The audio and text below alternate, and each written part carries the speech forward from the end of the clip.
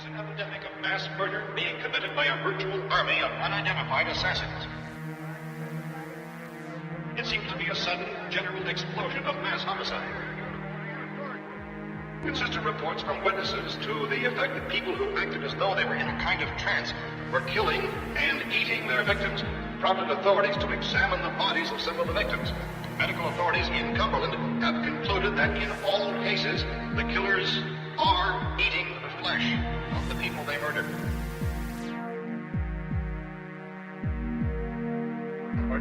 Incredible as they seem, are not the results of mass hysteria. First eyewitness accounts of this grisly development came from people who were understandably frightened and almost incoherent. Officials and newsmen first discounted their eyewitness descriptions as being beyond belief. However, reports persisted. Medical examinations of some of the victims bore out the fact that they had been partially devoured. I think we have some late word that's just arriving, and I'll interrupt to bring this to you. This is the latest disclosure in a report from National Civil Defense Headquarters in Washington. It has been established that persons who have recently died have been returning to life and committing acts of murder. A widespread investigation of reports from funeral homes, morgues, and hospitals has concluded that the unburied dead are coming back to life and seeking human victims. It's hard for us here to believe what we're reporting to you, but it does seem to be a fact. When this emergency first began, radio and television was advising people to stay inside, behind locked doors for safety. Well, that situation has now changed. We're able to report a definite course of action. Civil defense machinery has been organized to provide rescue stations with food, shelter, medical treatment, and protection by armed National Guardsmen. Stay tuned to the broadcasting stations in your local area for this list of rescue stations. This list will be repeated throughout our news coverage. Look for the name of the rescue station nearest you and make your way to that location as soon as possible.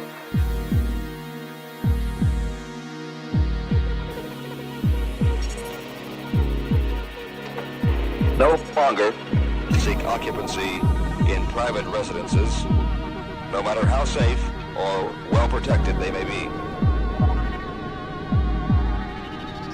They use everybody maybe 5% of the food available in the human body. The kind of thing. With that small amount, the body is usually intact enough to be mobile when it revives. What are you saying? I mean, you science. Dummies! You're suggesting... Dummies! Listen! Dummies!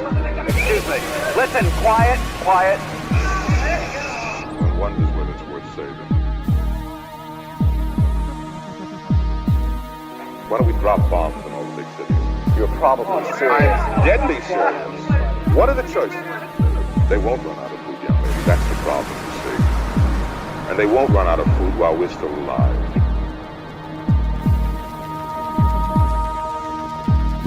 We can lift you out to safety.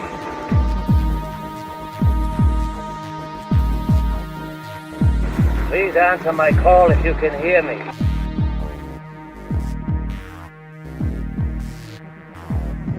We've got to remain logical. We've got to. There's no choice. It has to be. It's that or the end.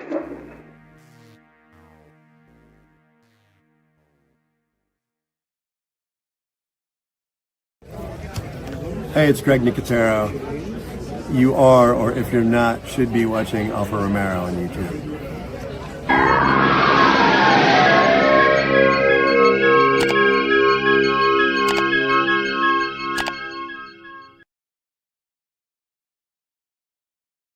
Dummies. What's going on, dummies?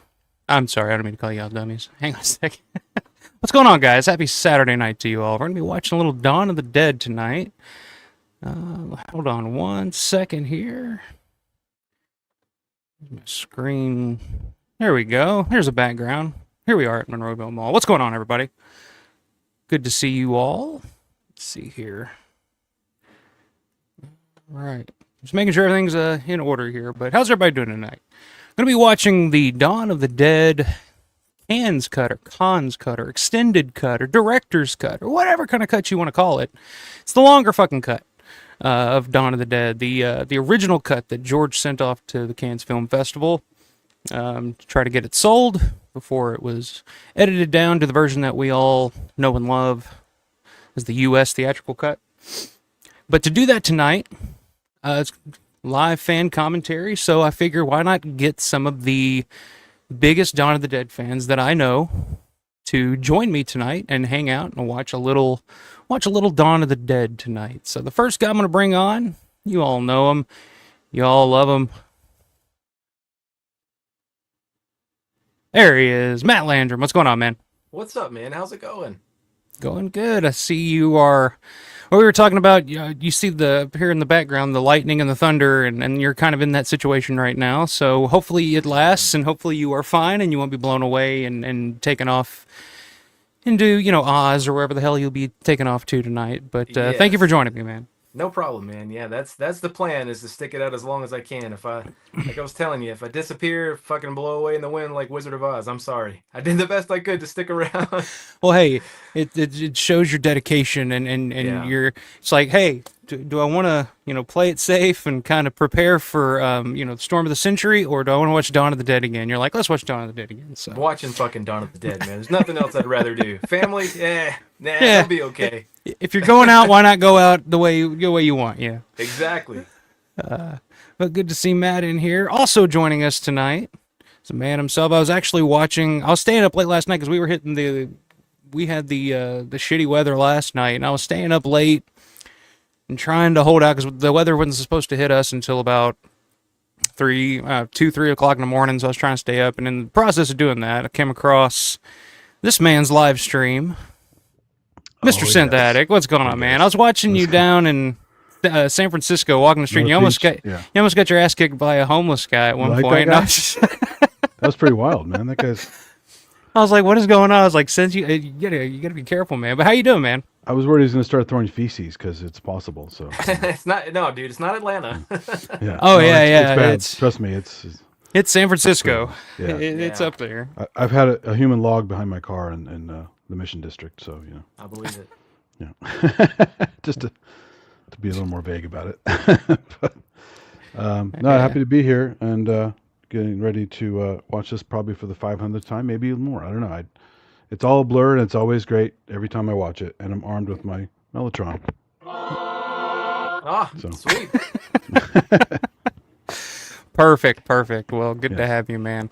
And also joining us, returning to the channel. It's been a while. Man's been busy, been living life, doing his thing, but we're glad to have him back. The one and only Will Phelps is back in the house. What's up, Will? Big dog. Where the hell have you been, sir? Working. Living life between Bowling Green and Murray. So. Well, I'm glad to get you back on here finally. We've been talking about it for the past month or so. It's like, hey, when am I going to come on again? I'm like, hey, let's whatever. But good to have you ready to watch a little Dawn of the Dead. And then, last but not least, can't watch Dawn of the Dead without Mr. Paul Farber. What's going on, man? What's up, guys? Let's do this. Fucking A. Salute, my man. I've already had a couple, so I might be a little slow on the trigger tonight. You got to have a chaser, of course. Yeah. I just want to know, how many cases of Iron City beers did you buy when you went to Pittsburgh? Seriously, yeah. You've always got Iron City, man. Just one. I literally only drink them when I do a live stream. I don't really. I don't drink all that much. Okay. So it's one per live stream? 2 or 3, depending on how whatever kind of mood I'm in. And he's nursing them bitches warm too. So I'd be rationing those too, I guess. This one's good and cold. Some back next time I go out there. You can't get it out here, so. Yeah, you can't get it here either. I mean, it's pretty much like a Pittsburgh specific thing. Yeah. Or at least the little Pittsburgh area. Or you can get them in Cincinnati. I did find them in Cincinnati at the World Market Jungle Gyms there, and I was like, holy shit! So I bought a case. Not even Amazon. I can't get them on Amazon or anything. It's just crazy. The Amazon liquor store.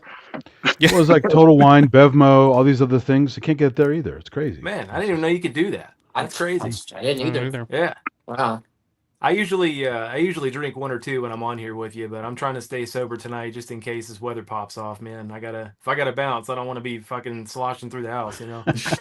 You won't feel any pain though if you get hit by some debris. So Right. Yeah, you guys keep tempting me. I'm about to go fucking grab one. I can't sit here and watch you guys drink and not drink. It's gonna. That's alcoholism, isn't it? I should probably. I'm just drinking water. We're bad. I'm lightweight. We're bad influence. See, my problem is I can't have a drink to drink. If I'm gonna drink, I'm getting shit faced. Yeah. Well, and if I'm watching Dawn of the Dead, I'm really getting shit faced. Oh yeah. So yeah, cheers. Yeah. But seriously, you gotta do a collecting of the dead with Matt Landrum. We need to see your collection, That's man. true. We haven't done that, Matt. Yeah, dude. Whenever you're ready, man. I got. I love your backgrounds, man. I want to see what you got. Yeah. Probably not nearly as much as you guys have, but I've got some cool stuff, I think. So yeah, that'd be cool. Well, Paul just added to his collection the other day. Yeah. You want to talk about that real quick, Paul? Sure. Yeah, it was a random eBay search, and it was just, again, JCPenney vintage portable black and white TV. Whatever I told you, Matt, the other day. Yeah. And it just showed up like there was the exact same fucking TV. Dude, shot the guy an offer, and he accepted like the next day, and I was like, holy fucking shit, this is happening. But I wasn't getting my hopes up because, you know, Michael, when you said all your issues you had with the couple of purchases, and I'm like, until I see like tracking has been updated to USPS accepted, then I'll get excited. And then I see it's in my city, then I'll get really excited that it's actually like here. So well, that's awesome. Yeah, it arrived, and the one issue with the knob it being different, that's all right. But dude, it's the fucking TV. It's awesome. That rules, and that reminds me when you held up that bottle of Jack. I know behind you, Michael, you got the TV on the bin there. You need to put the bottle of Jack Daniels next to it. That'd fucking finish it right off. And the white next to it, or coffee cup, little paper cup, yeah, perfect. I think that's not quite 9. Yeah, that'd be the plan. So what's the deal with those real quick? There are variants, right? So the screen used one is still not the same as anyone else's right now. I know because Larry has one too, right? Yeah, no, Larry has one too.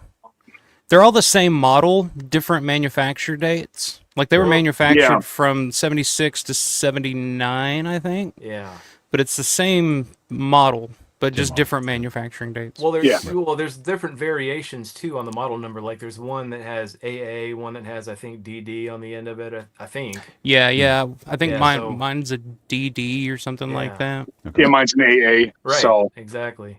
And again, RCA makes the exact same one too, just different like paint scheme. And of course it says RCA, but it says solid state. The power like indicator thing is still the same.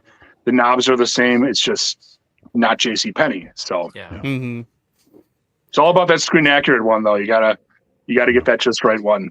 Oh yeah. Well, you were talking about doing some like restorations and stuff on it. I wouldn't do it because I suck at that and I would fuck it up. Oh God, I'm not gonna do that. I decided not to. And that white Sharpie I was talking about, I'm gonna make one mistake and it's gonna be like all over the fucking like control panel, like ruined. Yeah, I wouldn't because I know I would fuck it up. But I mean, I would. I don't know if you're good at that type of stuff. Like, I mean, why not give it a shot? I mean, definitely the knob. You could definitely probably find a replacement knob somewhere. I would definitely do that. But yeah, I wouldn't. I don't do restorations because I don't trust myself. Well, the writing is one thing. Too, so I'm not gonna do that. But I actually have another knob from a different TV set on its way right now. So fingers crossed that it fits. So awesome. All right, listen, I've got to go get a beer. I'm gonna be right back. I'm sorry. All right. It's driving me crazy. Hold on. Go for it. This is a group of enablers. That's yeah, exactly. Nobody's staying sober on this stream. I no, absolutely not. Boring, so I got water tonight. So don't lie, it's vodka. You know, I would, but I do have to go driving later. So where are you going? Going down easy, unfortunately. Yeah. Wait a minute. So you almost got beat up last night?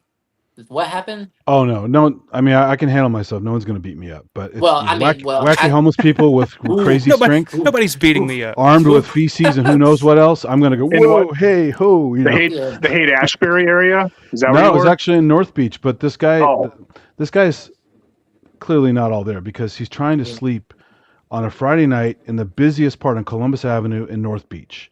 There are people walking by, talking loud. There are drunk people. There's live music. There's loud everything. Cars going by. And you're trying to sleep. And so I was out there talking about one of the restaurants on the stream, and all of a sudden there's and this guy like freaking out behind me, and I go, "What the fuck?" And then he's yelling at somebody else, and he got into this kind of arm position, like he's going to start throwing shit. And I'm like, "Oh, dude, don't start because I'm ready." You know, I won't And it was say so how I'm ready. random because everything else in that area was nice. Then all of a sudden, this dude just starts screaming, and I'm just like, "Oh shit! Are we about to watch a If you'd mugging gone to live on YouTube?" Chinatown, like a block over, is totally dead that time of night. He could have picked any doorway, gone to sleep, been quiet, but he has to be in the busiest part of town on a Friday night. What an idiot, right? Yeah. So, anyway. Well, yeah, he's like you said, he is homeless, so he's probably mentally not. unstable. Yeah, he's probably not all making the best decisions in life. There's another guy hanging out in front of the chocolate place a few nights ago when I was up there, and he was making inhuman noises, like, and I'm like, wow, that's sampling material there. I'm gonna make a track with that. That is sampling material. That's awesome. Just go up with the microphone and be like, "Can you do that again, sir?" Basically, Mix that with the Tim Allen grunts, man. You're good to go. Yeah. All right, let's check the chat here real quick, and then we'll go ahead and get it started. We'll try to get through the movie before Matt gets blown away. So Sorry. we'll. Yeah, I'm hunkered down, man. I'm hunkered down now. We're good to go. We got 1911 Guitar Dude in the house. Hi, everyone. Gotta love the Cans Cut of Dawn. It's what started it all for me. Yeah, it really was kind of what started it all for me, too. Like, I saw the U.S. cut first, but the director's cut, the Cans Cut, whatever you want to call it, that was the one that I watched over and over and over again when I was younger, because that's the version that they played on IFC. So that's the one I recorded on a tape and watched it over and over and over again. So it's perfect. Yeah. Is that the one that you guys prefer? You guys prefer Cans over the theatrical? No. Absolutely. No? Yeah. No, the original theatrical Thorny EMI release, that's my first. And that's my favorite. And you saw my stream about the Stinger. Mm-hmm. That is one of the main reasons, but tons of other reasons. It's leaner, it's meaner. The extra footage is cool. I don't like a lot of the music cuts in the can cut. So we'll probably get into that a little bit too. I think that's what threw me off with Cans when I first saw it a while back was the music cues were different. I don't know. I don't want to say it didn't fit right, but it just felt different, you know? Yeah, I agree with that. There's definitely some music cues to it that I do miss. Yeah. Which and there's some beats that go too long. Like there's some scenes between the characters where like they could have cut that out. It wasn't a good scene. Right. Yeah. And that's my gripe with the Argento cut too. Is I don't really like how they cut the music into that. The Goblin is poorly used on that. It's some exactly. are way too long. Some are duplicated. Some are like It could have been way better. Argento could have definitely used the Goblin music differently. He had the zombie theme way too much. Yeah. Overused in that one. Just it's like every 5 minutes, it's like Come on, like we get it. Oh, it's action, but come on. He should have followed Vincent Dawn's model. This is how you cut Goblin, right? Awesome. So the Vincent Dawn model. That's what they should. Yeah, exactly. Right. Vincent Dawn model. Yes. I feel like the Argento cut is very, very choppy and very rushed, and that's my issue with it. So it's funny because it's only like what 8, 9, 10 minutes less than the U.S. cut, but it feels so much more just like quick. And he cuts out the helicopter zombie. I mean, come on. Yeah. He does, yeah. Which, speaking of, congratulations to the helicopter zombie. In the tournament for the King of the Zombies that I'm running now, he whooped the absolute teetotal shit out of Big Daddy. Oh yeah. In the Come on. Yeah. I forgot to enter that, but I would have picked helicopter zombie for sure. I didn't see that coming. I was like, Big Daddy, like Land of the Dead's not hugely popular or anything, but it's like Big Daddy's like the main guy in that, and it was just like. In terms of zombies, Big Daddy kind of wipes the floor with the helicopter zombie because he's got more screen time. He's a featured zombie. Yeah, he's the leader, literally the leader. But it was like 75% to 25%. And I was just like, Jesus Christ, I guess it wasn't even close. Didn't see that coming. Let's see. We got Larry in the house. WGON TV. Hey, Brett. Hey, everyone. It's time for the commentary. We'll do it live. Fuck it. We'll do it live. Fuck it. We're doing it live. There you go. We've all seen that it tonight when I was getting ready for this. We got Rick, the North going Glowing Llama. I love that name. Hello, Rick. What's going on, Rick? Let's see. Rick in the house. Suzanne, what's going on, Suzanne? Are you saying we should feed them? That's a good question. What do you guys think about that solution? Yeah, I mean, that's kind of the solution that Logan goes with in Day of the Dead. Is that a good strategy, or? I guess it turns out to be. I mean, Logan kind of proves that, yeah, if you feed them, give them what they want, they kind of will be kind of like dogs. They'll just kind of be like, yeah, okay, like, I'll do what you want. Like, yeah, but I mean, to me, I always felt like eventually you'd run out of food to give them. You know what I mean? Unless you started fucking cutting off your own limbs or something. I mean, especially at that point at the end, he was feeding them soldiers that had been dying, right? Yeah. So I mean, it didn't really make a lot of sense. Like, eventually, you're not going to have enough food. This is where I have to give a nod to The Walking Dead, because they figured out if you have a sturdy enough fence and a good knife or sharp implement, you line them all up and just keep stabbing them and save your bullets. Yeah. And they can't get to you. That's true too. Get a massive pile of bodies. Bullet ammunition conservation, that's huge. You save the bullets, of course, you'd always save the bullets. But in Dawn, of course, the guy, Millard Rausch, what does he say? We should feeding them. What else are you going to do with them? And at the time, he was like already looking towards the future. Yeah, what else are you going to do with them? Let's just feed the opposition. You know. I always kind of like the 28 days later take on it, because I guess they weren't dead, but I like the idea of them eventually starving out, where if they don't eat, they just kind of starve and just collapse. I've always that's an interesting take on it, and it also gives some level of hope. Yeah, yeah. But if you notice a bunch of zombie movies though, in the last 20 years, they almost never use sharp implements. It's always, I got to get a bullet. I got to get a bullet. It's like you have all kinds of weapons around you. Well, firearms are so much more fun to watch than just stabbing.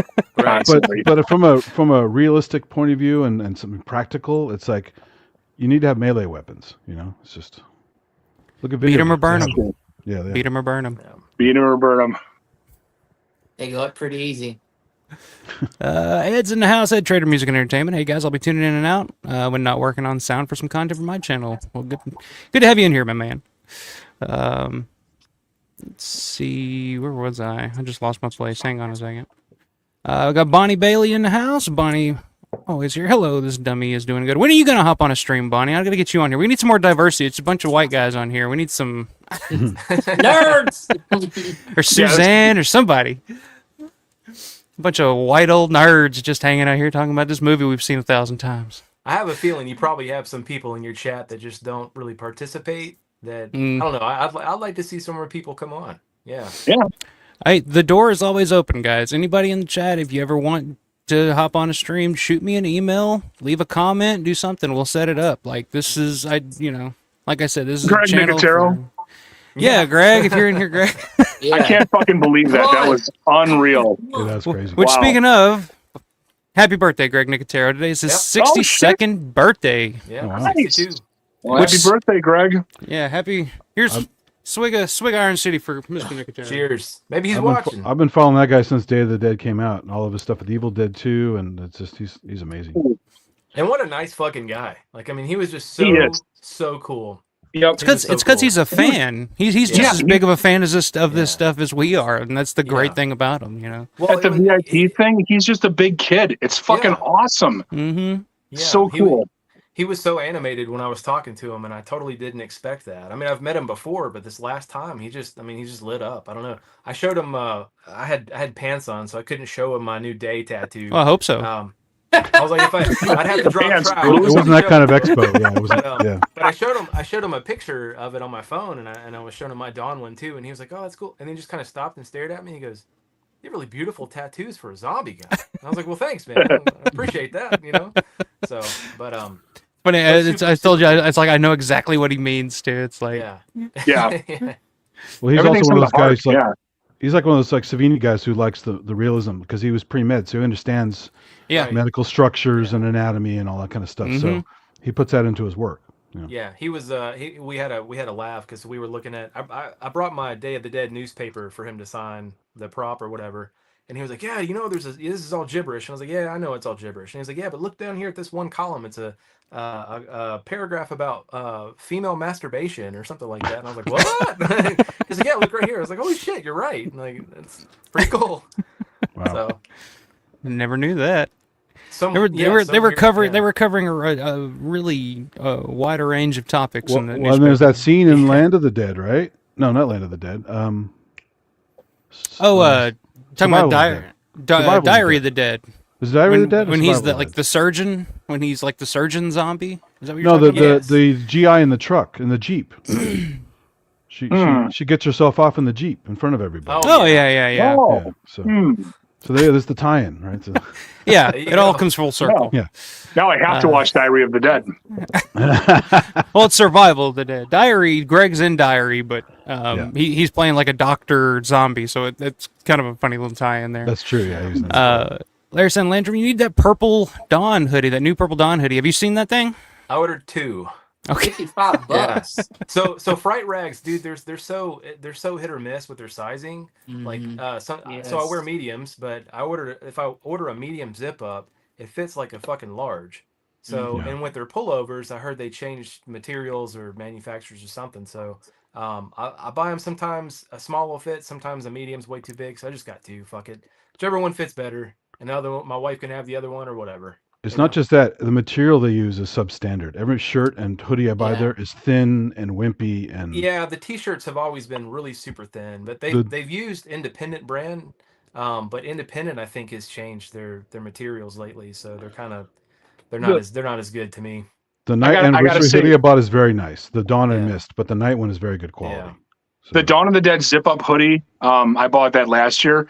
I bought a 4XL, and it fits fucking perfect. I'm a big dude, so. And that's the one that I bought a medium, and it's way too big on me. So I don't know. It's whatever. Well, I'm so iffy about like buying shit online because shit fits differently on me. I don't know why, but like sometimes I'll buy something that fits perfect. Sometimes I'll buy the exact same size and it's like completely off. So I just stick. We were telling Paul this last night. I stick usually with buying T-shirts and shit from TeePublic because I know exactly. I know exactly what style to, because you can get the different types of shirts and absolutely. And I want to give props to Paul because he modeled the Anchor Bay shirt and I had to fucking buy it, so I bought it immediately as soon as I saw him wear it. I was like, I gotta get it. Dude, I think I commented on that too. I love that shirt. Dude, I love that. I saw somebody made that. I'm like, done. I have to have that in a long sleeve shirt for winter. Uncle Bill. I think he made it. I think it's his store. I think so, yeah. Oh, okay. The Dead Pit? The Dead Pit guys, store? Okay. Yeah. The only thing I've bought from this store, I actually have a Dead Pit shirt. I think I may have bought that in something else, but I guess I've seen that one. I'll have to go look, because that's definitely, because Anchor Bay, I mean, this is the version that I'm watching. Like I feel like an Anchor Bay child, you know. I mean, I'm an Anchor baby. If I go and look at all the original copies of all these films on VHS and DVD, they're all fucking Anchor Bay. I mean, it's crazy. It was just that label. Anchor Bay was the label back in the day that if you saw anything Anchor Bay, it was like, oh, I got to check this out because it's got to be cool. That was like the first label that I would see, like any of like the Fulci stuff or Argento stuff or any of this stuff was like all Anchor Bay, and it was like a it was like early, so it was like hard to kind of find this stuff previous to that. And they had to use both sides of the disc to accommodate all of the movie and features and stuff. But yeah, I love Anchor Bay. That's a great shirt. They're fucking awesome. Miss them. John Villo's here, late because he was napping. Well, I'm glad you got a good nap, sir. I'm wore out. Like I said, I was up till 3 o'clock last night, and I ended up waking up like 8 because my daughter was up and screaming and going wild. So, well, good to have John in here. We got Stukas Dive in the house. Good to see Stukas. Stephen Ustrek Jr. They're dead. They're all messed up. Yes, they are, sir. Mick and Me, that's a new name. What's up, Mick and Me? He says Dawn of the Dead didn't age as well as Day or Night. What do you guys think about that?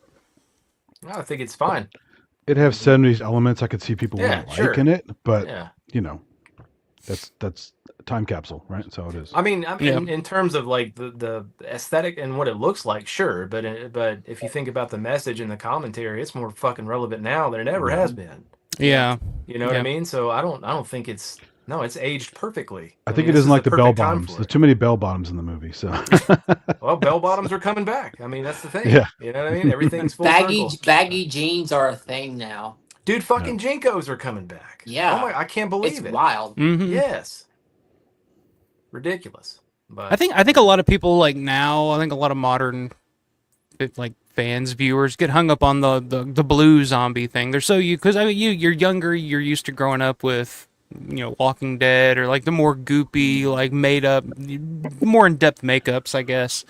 So back then, it's like you see blue face zombies, and you're just like, why are they all blue? Like it doesn't make any sense. but as Tom said in the one commentary, he swore up and down. I've seen set pictures where they are gray. It's the color timing, the lighting, that made them blue. They weren't blue. The way it was photographed. Yeah, they appeared blue. So, unfortunately, I think a lot of that had to do. I think George kind of wanted that too, because when they were doing the color timing and all that on Dawn, George wanted the reds and the blues and all that to kind of pop more to give it that comic book feel.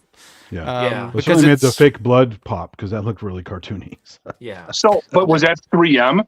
That just happened to be the 3M's color. Yeah, it didn't photograph well. Okay. It's like people said in the past they Smith's tried to use ketchup for formula. blood, and ketchup doesn't photograph well in certain film stocks. Yeah. It looks more greenish. So it's a whole chemistry thing you got to worry about there. So. Yeah. Suzanne says it took many years to realize they brought up that question to feed them in Dawn of the Dead. Yeah. And then drop bombs in all the big cities, of course. Yep. Because that'll fix everything. Fallout, that's not a big deal. Odd but Cools. That's a new one. What's up, Odd but Cools?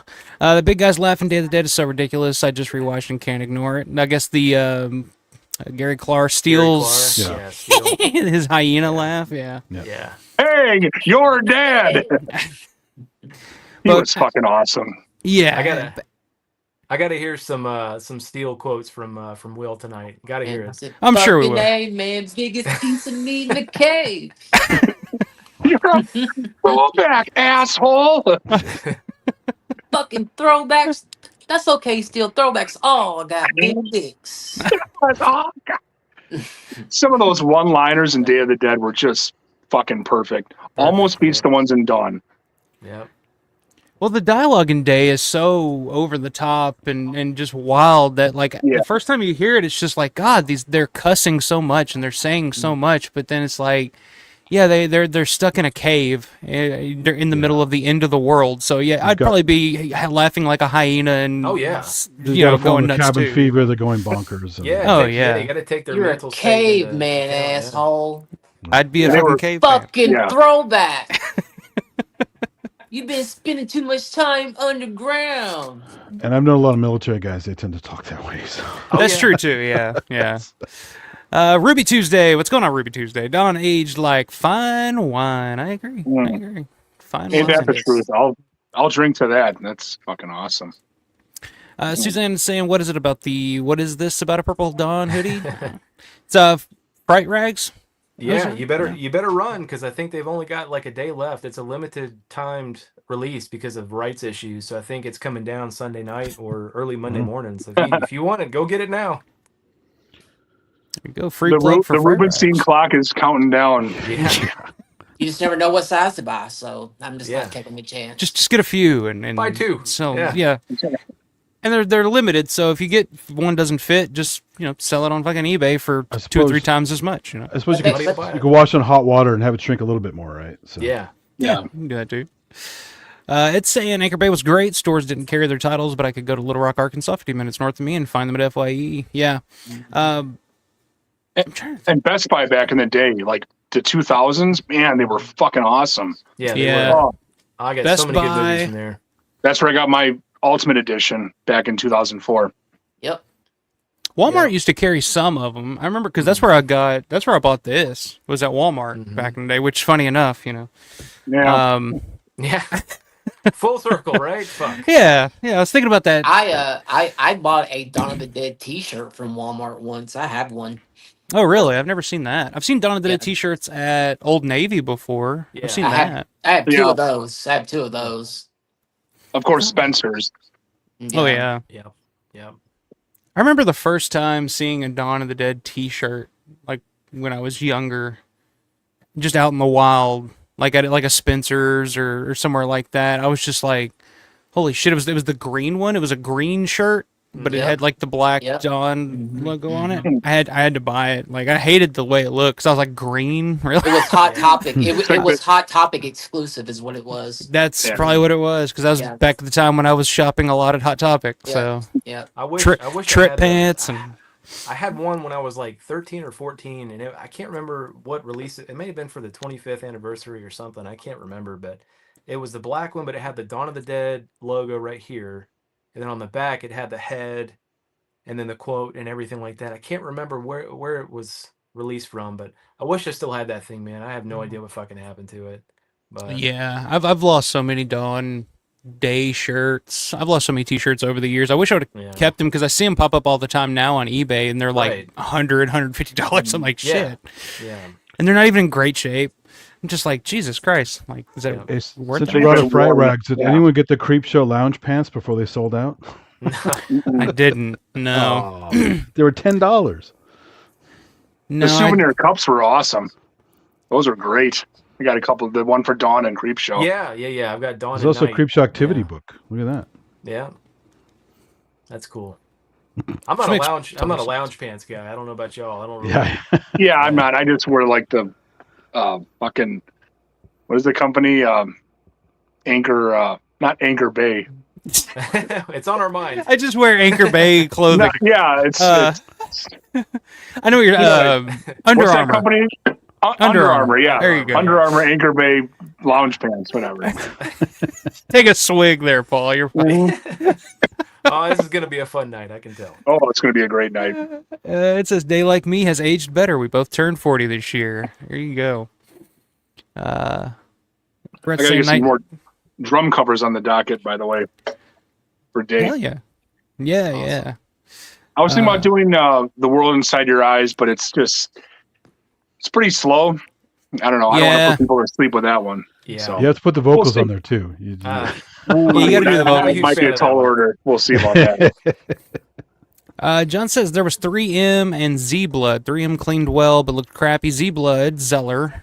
So Gary Zeller blood looked better, but stained. So there you go. Fired. That's probably why he was fired. What was Zell Gel? That was something he made, right? It's for burn stunts. Yeah, that's right. Yeah, it's clever. He made a lot of money apparently off of it. He did. Yeah, that's right. I know a stuntman who's actually used it and stuff. He's a fire guy as well as a wire trick guy. So he's actually the guy who drives the little car in Killer Clowns from Outer Space, where cool. the clown's floating above the car and knocking the guy off the road. Yeah, he's in that rig. No shit, that's awesome. It was shot locally. Yeah, it was. Huh. My daughter's a huge Killer Clowns from Outer Space That's fan, awesome. so Yeah, she loves that. it's a fucking great movie. Has she moved on from Chucky? No, it's getting worse. So I took her real quick. We had that Evansville Horror Con here a couple weekends ago. So I took her that Saturday, and man, it was like letting her loose in a Chuck E. Cheese or something. Like she was just like, oh my God, there's Chuckies everywhere, and there's gizmos everywhere, and there's killer clowns from everywhere. So she ended up seeing. So she wore her Chucky costume, her Halloween costume. She wore her Chucky thing. She was carrying her Chucky doll around, And so everybody was just like, oh my God, this most adorable thing. And then this woman comes up with her own custom-made good guy doll that looks exactly like the movie. And Everly was just like enamored with this thing. And she just followed her all around the convention the whole time, just like, Daddy, I want one of those. I want one of those. I'm just like, I'll see what I can do. But I thought about asking the woman. I was like, well, name a price. Like, how much for that? But no, she's all about some child's play still. That's cool.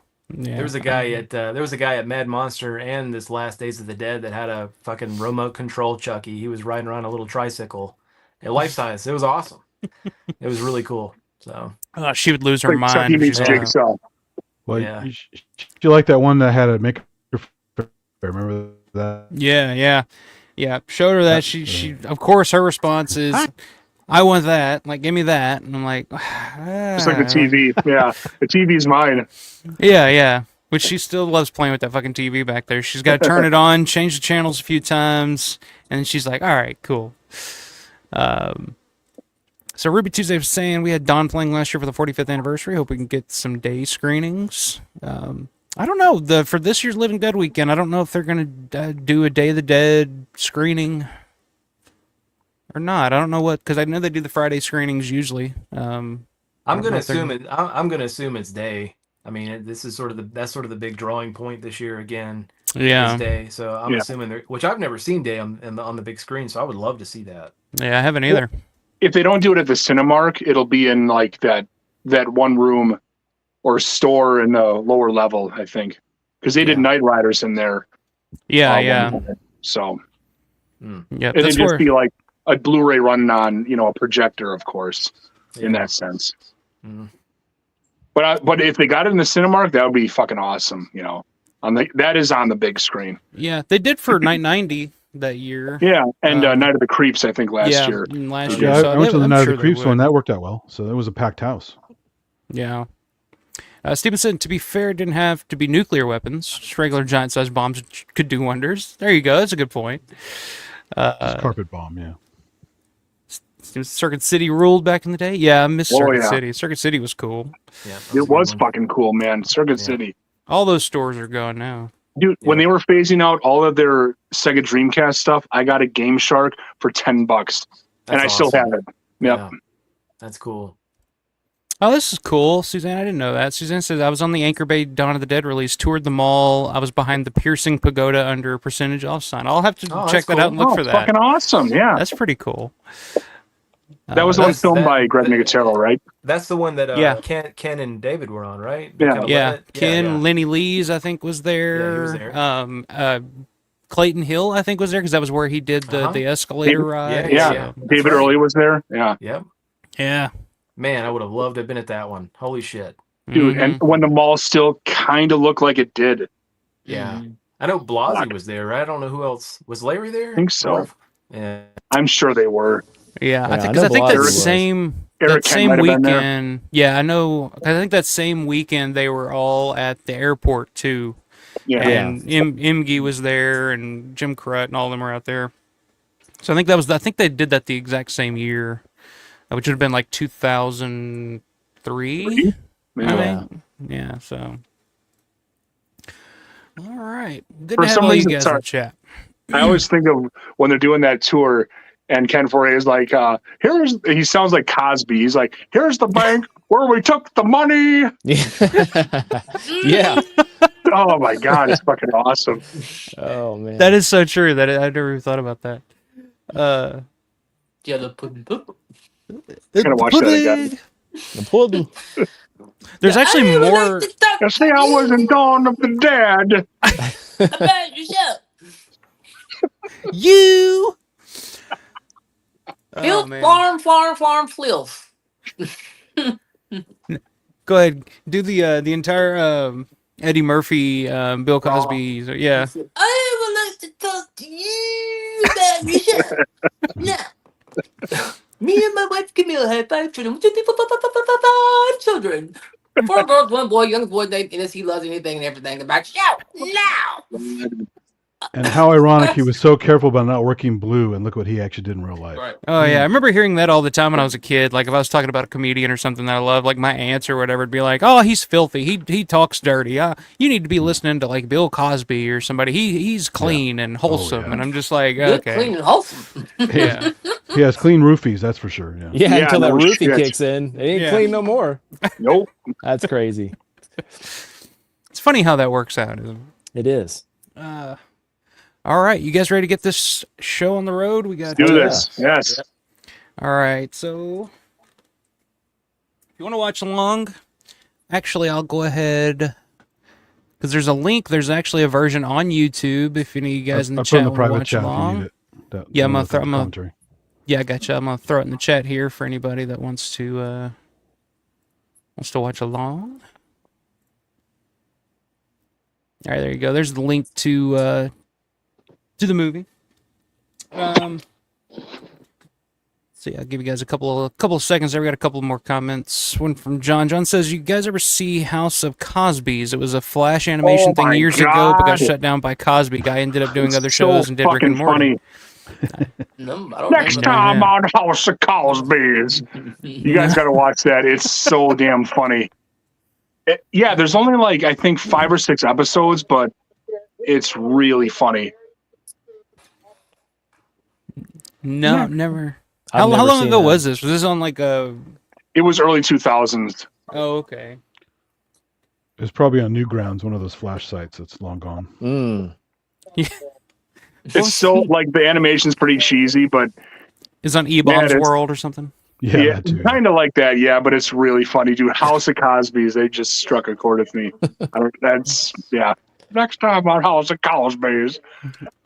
Is it as good as like Family Guy's Cosby rendition or whatever? Oh, this is way funnier. Way funnier. It's just, Wow. this one guy starts cloning Cosby's, and each Cosby has a different, special power. And yeah, it just escalates from there. That's why it was on Channel 101. The same guys who made Yacht Rock, Mm. which is hilarious series. If you like yacht rock music, it's very funny. Yacht Rock. Oh yeah, that's a great. Larry's saying I wasn't on that 2003 Pittsburgh Comic-Con tour, but it inspired me to want to take a tour there one day, and then I studied them all in the movie so much they ended up giving tours. There you go. So There you Larry go, wasn't yeah. there at the 2003 one. Oh, which I think all of us are going to be on that Sunday tour, right? Absolutely, man. Yeah. Yep. Maybe the last one. Maybe the I last don't one, want to Larry. think that, So you- but yeah, it might Yeah. be. Fuck. You Although you don't want to think that. You absolutely No. don't. But there is the possibility that could be it. yeah. And I don't know. I You're get right. I get emotional even thinking about it. Like I don't want it to It's be not- it. You know. It's not going to really hit me until I walk into the mall Yes. the first time, like in June. That's like, holy shit. All right. Yeah. I'm here. And God bless Larry, man. God, doing what he does and all these tours and shit. I mean, I don't know anybody else that could carry that torch like he does. You know what I mean? It's incredible. Yeah. And Well, it's there funny never that- will be anyone else. Yeah. And what a Well, service There's no to one the who could ever fans, carry you the know what I mean? torch. Yeah. So Well, it's thank funny, you, they were- Larry, for what you do. They were Yeah. talking about Larry on the Dead Pit stream last night, and Phantasm Matt was on there talking to Uncle Bill about, because Uncle Bill's doing the tour on Saturday, and it's the first time he's going to be doing it. And Phantasm Matt was like, "Yeah, it's like a 3-hour tour," and the guy that does it, he's just like, he has no notes or anything. He just knows all. Yeah. It's just all here. He just tells Yeah. you like, "Oh, look at matching up. The designs on this. Like it matches this scene perfectly." And this, he's just like, he just knows it off the top of his head. There's no notes or anything. Yeah. I was just like, yeah, that's Larry for you. Yeah. But yeah, I mean, it could be the last one. Although, I mean, there is some talk about maybe doing another one at the end of the year. But like I said, who knows what the mall and situations. Yeah. Just enjoy June, fellas. But I do know. That's- But I do Oh, yeah. know in meeting and talking to Kevin a little bit when I was there with Larry a couple weeks ago when I was up there in Pittsburgh. That was kind of the first time I ever really got to meet Kevin and kind of talk to him just a little bit. But he's seemed almost optimistic about shit. Like he was just like, "Oh yeah, we're doing all kinds of shit." Like he's already got, he's doing like painting and doing work on different stuff, and he's like I was just like, okay, like, all right, maybe it's not the end of the world. I don't know. No. So I don't know. We'll see. Well, I mean, even if something happens to the mall, I mean, I can only imagine that there will be some sort of gathering or some place for us to go and celebrate. I don't think, I mean, I'm sure you guys know more than I do, but I don't think Kevin would just give it up. I feel like it'd go back to Evans City or something in Pittsburgh somewhere. I feel like it would keep going somehow. But Yeah. the convention's not going to just end, Yeah. Yeah. It's going to keep going somewhere. Even if it's just at a hotel or something, Right. it'll still keep going. Yeah. Yeah.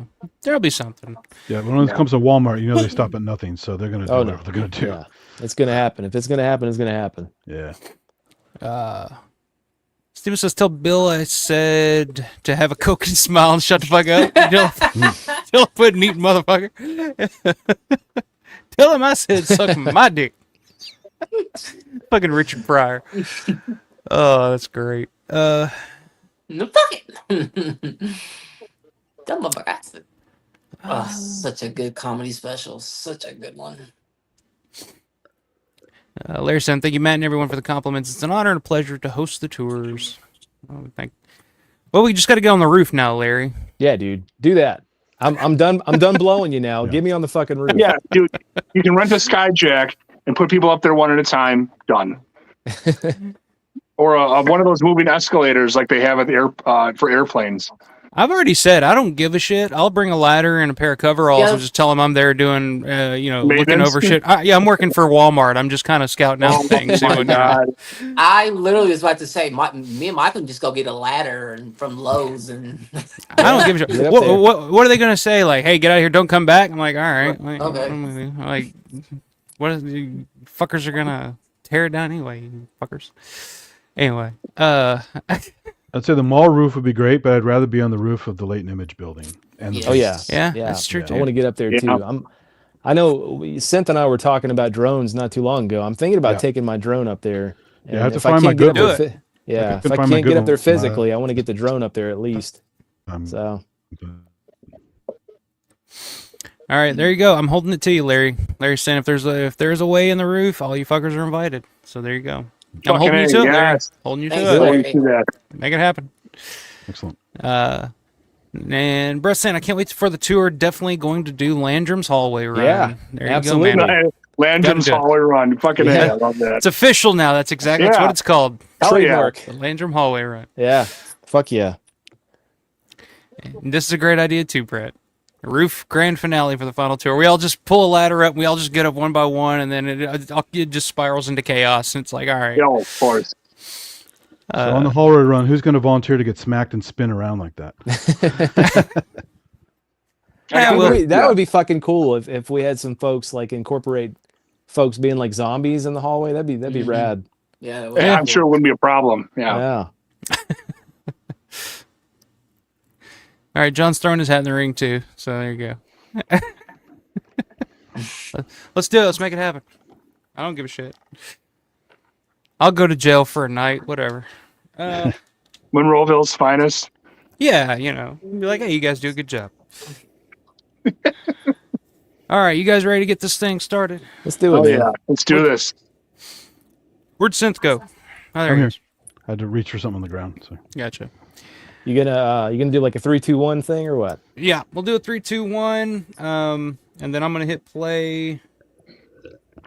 And I don't know. It's not gonna be exact, but we'll all be in the same vicinity of the same thing, I guess. In the ballpark. Yeah, it's the first time I'm trying to do a watch along with multiple people, so I don't know. We'll see how it goes. Well, so this far is a real version, not a weird edited version. So no audio issues. Yeah. Like Jack's wife.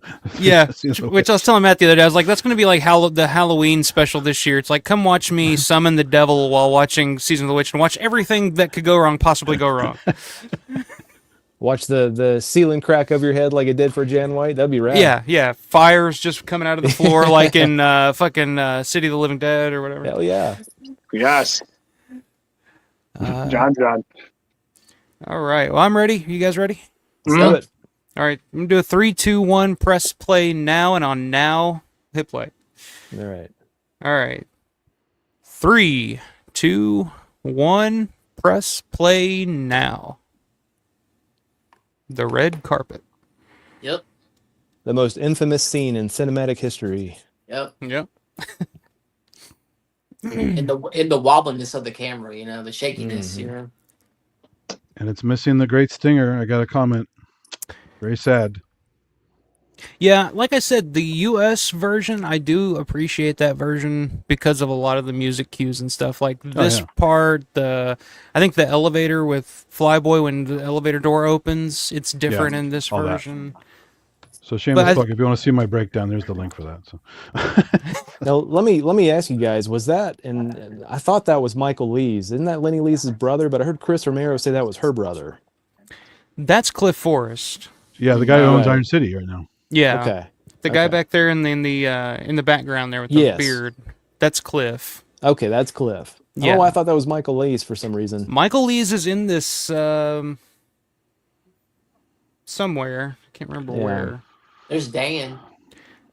There's George and Christine, of course, and a full ashtray full of butts. Yeah. Which was probably true. Okay, yeah, that's a good idea. I thought we were watching it through this. I just pulled up the Blu-ray, so we're good to go. Okay. Sorry, Paul. No, yeah, it's okay. if I showed it through this, we would get kicked off of YouTube, and then I see what you mean. Yeah. Yeah. Also, just the cosmogony one all through the intro loses that doom doom doom doom the urgency of the pulse that's driving the scene, and But this just have one continuous regular song by itself. It still kind of works. It's cool. It's just I'm so used to the pulsing thing. That's so much better. So it's still effective. I mean, the sound cues in the film still work for me. I just felt a little choppier than what I expected. It's not as polished again. It's not as polished, right? Almost like there were gaps or something. I don't know. It just didn't. Like, where's Joseph Eberl? Where's he at? Okay, you guys, you know what I just noticed? I'm watching the XT video version, and I have the language on German, and it's playing the Goblin music, not the... Really? Other one, yeah. Oh. It's not playing... and it's the extended cut, too, so... That's Are you really watching? fucking weird. Are you watching the cans cut or the? I am, yeah. It's the cans cut, yeah. So That's I changed it to... I changed the English language to English, and there we go. It's perfect. That's weird. Wow. I'll have to check that out. I don't. I always love the goblins. That's my favorite. The goblins. Yeah. The goblins. I never like that. I just like there's like a pop group or something. Yeah, it's like one of those early 2000 like garage rock Hey, bands, we're the like Goblins. the Yeah. Hives, the Hives, we're the the Strokes, the Goblins. White Stripes, Yeah. the Goblins. So, Paul, Depeche Mode. you've been to where they filmed this, right? The new station. I I've have, been to the yeah. It was outside, I've been awesome. inside. I don't know if I was in the exact room where they did like this stuff. They're in the studio, but I was in like the main control room where they filmed like where Crawford and David How did earlier. you get in there? So I contacted the guy, somebody who worked there like months earlier, nice. and he allowed me access. We kind of got into correspondence. He was totally cool about me going in there. I just drove around the outside on one of my live streams. Like, here's the building. I can't get in. So I've never even been to the outside of the building yet. yeah. Well, it's Pittsburgh, of course. There's hills everywhere, so there's a giant hill leading up to it and stuff. And like I said, I contacted the guy, and he was more than happy to like welcome me in and stuff. And it was pretty cool. Yeah, that's one location I would love to get into. Yeah, I'd love to get in there.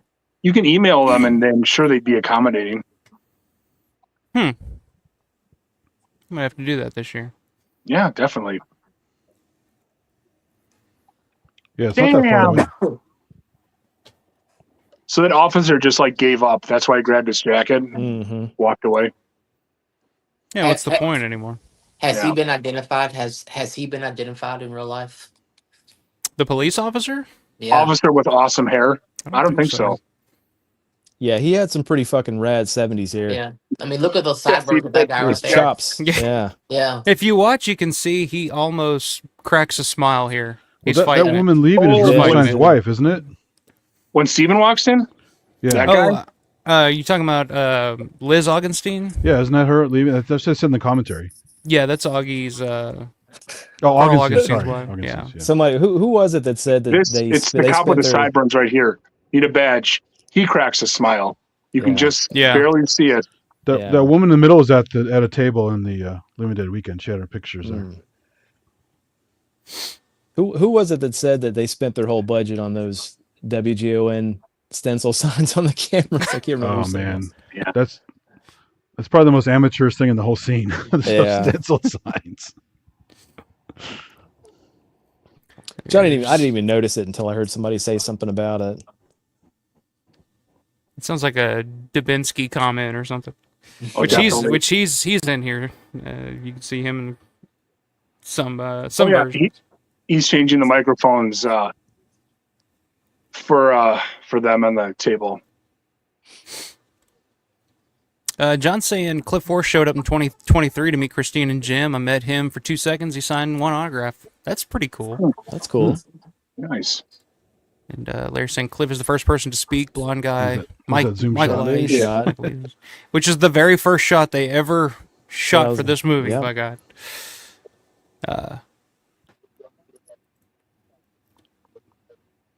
247.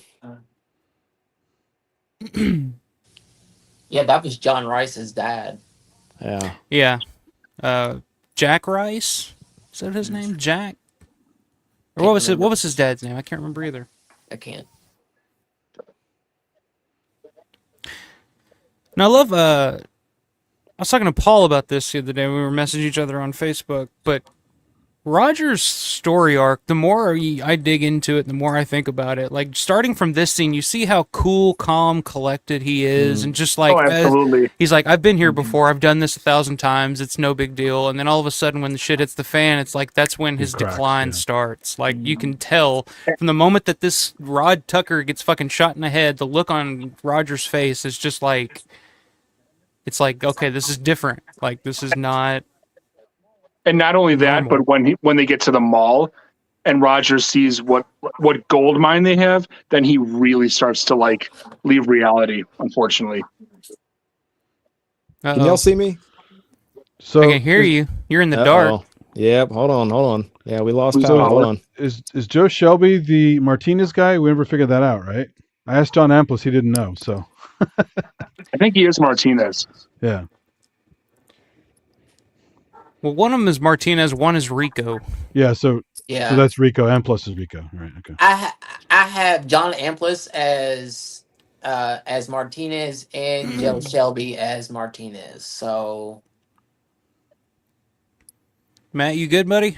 Yeah, I'm off the Wi-Fi, but I've got my laptop on. I got this playing on the laptop, so until the fucking tornado takes me, I'm here. I swear. Looks like your fireside there. It's very very intimate. Yeah. The dedication. Everybody give a hand for Landon. trying, The dedication. Yeah, absolutely. I'll man. drink to that. Fucking amen. Yeah. John's saying Shelby is Martinez. Uh-huh. So there you go. Thought so. Those U.S. Navy Mark IV gas masks. Y'all, any of y'all have any of those? I got one. Used to. I don't know. Yeah. If you ever get one, don't ever wear it. Those filters have asbestos in them. They're terrible for you. Yeah. Oh I wow. put mine on once, and that was it. Just to see what it was like. Yeah, it's pretty gross. I love the guy in the hallway in this version. God damn, I don't think you hear that in the theatrical version. Nope. He says, "Damn." Damn. Boom. Damn.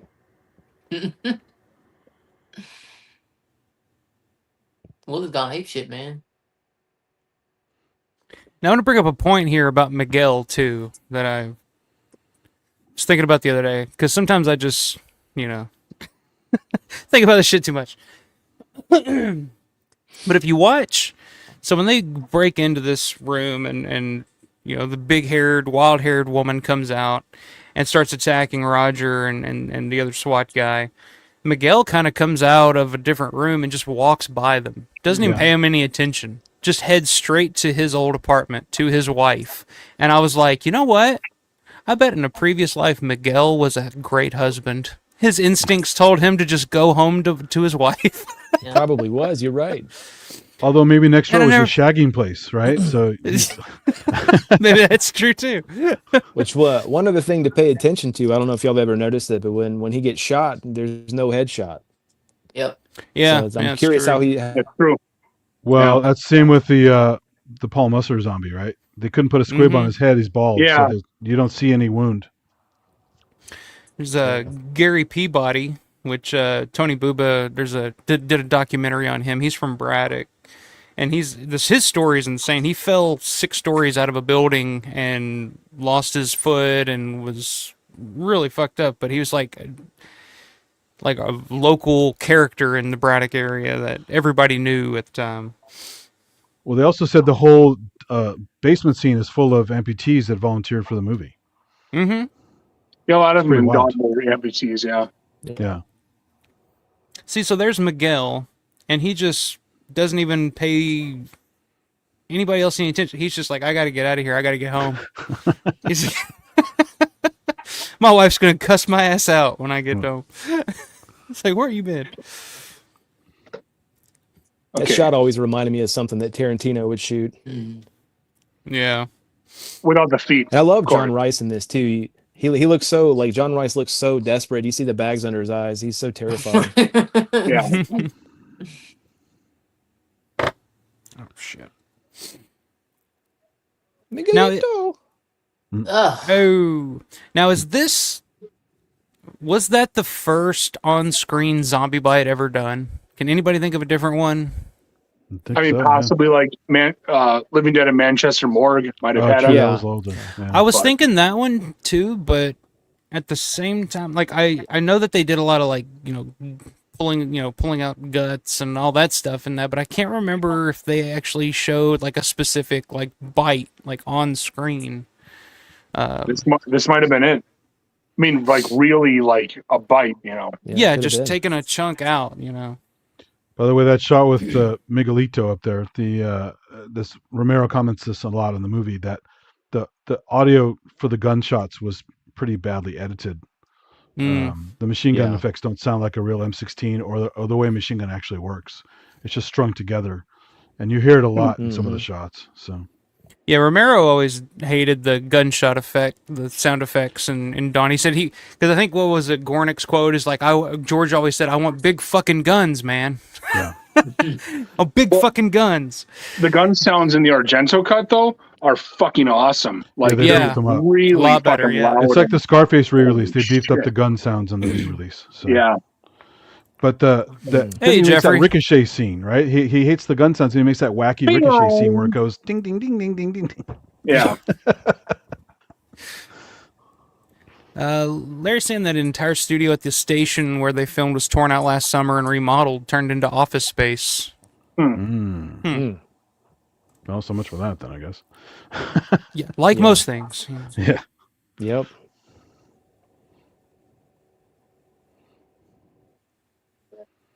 I was surprised how small that place is, though. The TV station building is not that big, so.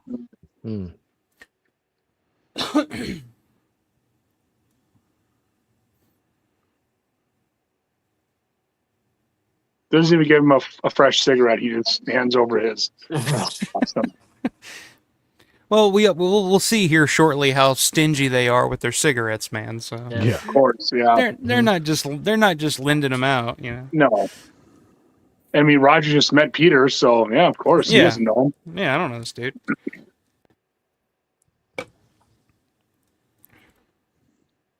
It's saying I'm a former security professional. Having people that are not employees or contracted at the mall's roof is a huge insurance risk. I wouldn't count on them allowing folks up there.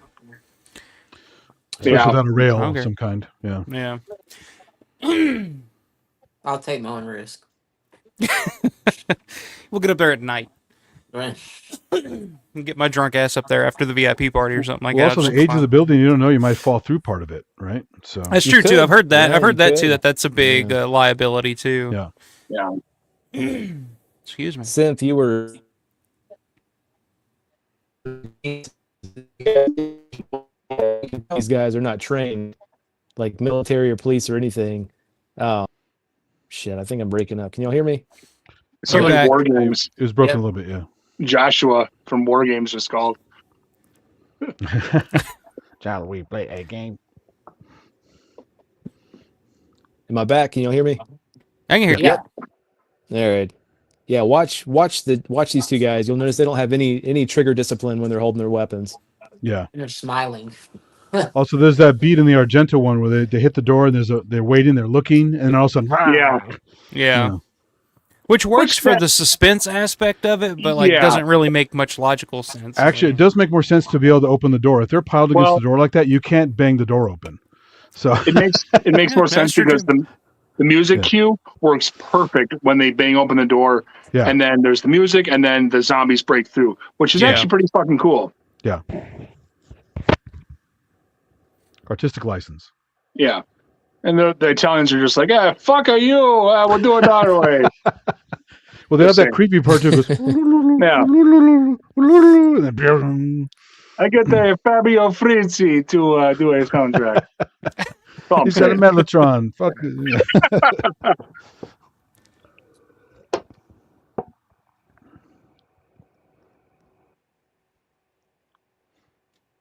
So that guy, that zombie right there, was a friend of Lenny's, Lenny Lee's. I Dan have, the Foot. yeah, I have his autograph. Oh wow. Yeah, I love an enhanced version. You can really see that skeleton in the back corner that was a real cadaver. Yeah. yeah, Jane Doe, Jane Doe. I think we may have lost Matt here. Oh no. Power. Bellis is power, right? Yeah.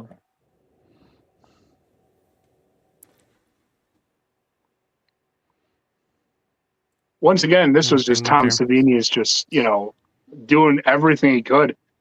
He had free reign to do whatever he wanted, special effects wise and makeup and getting skeletons and cadavers and intestines like that, There's the one scene though that Romero even goofs on him for in the commentary, where the squirt goes at an angle when they shoot below the camera. Yeah. I've asked about that. Some people have said that's supposed to be blood. It is, yeah. It is, okay. Yeah, but it's at a weird it's angle just a because he direct shoots straight line. down and it shoots like at an angle like that. So weird.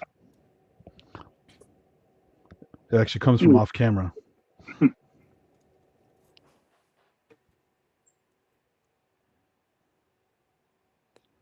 Because they still believe there's respect in dying. Love that. Yep. So badass. That's what is it, a Ford or Chevy dealership? I forgot. What's that sign? Ford trucks. Ford, Yeah. that's Ford. it, yeah. Yeah, it's still there. Still there. I remember seeing it when I was there. Yeah. Yeah. It says Ford, like authorized dealership, but it's still a Ford sign. Yeah. Yeah. Mm-hmm. Did you hear remember Still with Romero's us, Matt? commentary about this police docs and how they shot the Bruce Willis movie there and trying to make the Pittsburgh River Police look like this fancy organization, but it's really just the boat you see in this place. No, so there's actual footage of the police docs in that film. Yeah, but they've added like fancy because they want to make it a big blockbuster Bruce Willis movie. So they had like fancy police boats, Right. and they never had shit like that. Apparently, they didn't have the money for it. I've always wanted to see what the police docs So- look like during the day. So What's the Yeah. movie called? Yeah. It's called I forgot the name of the movie. But who does it have in it?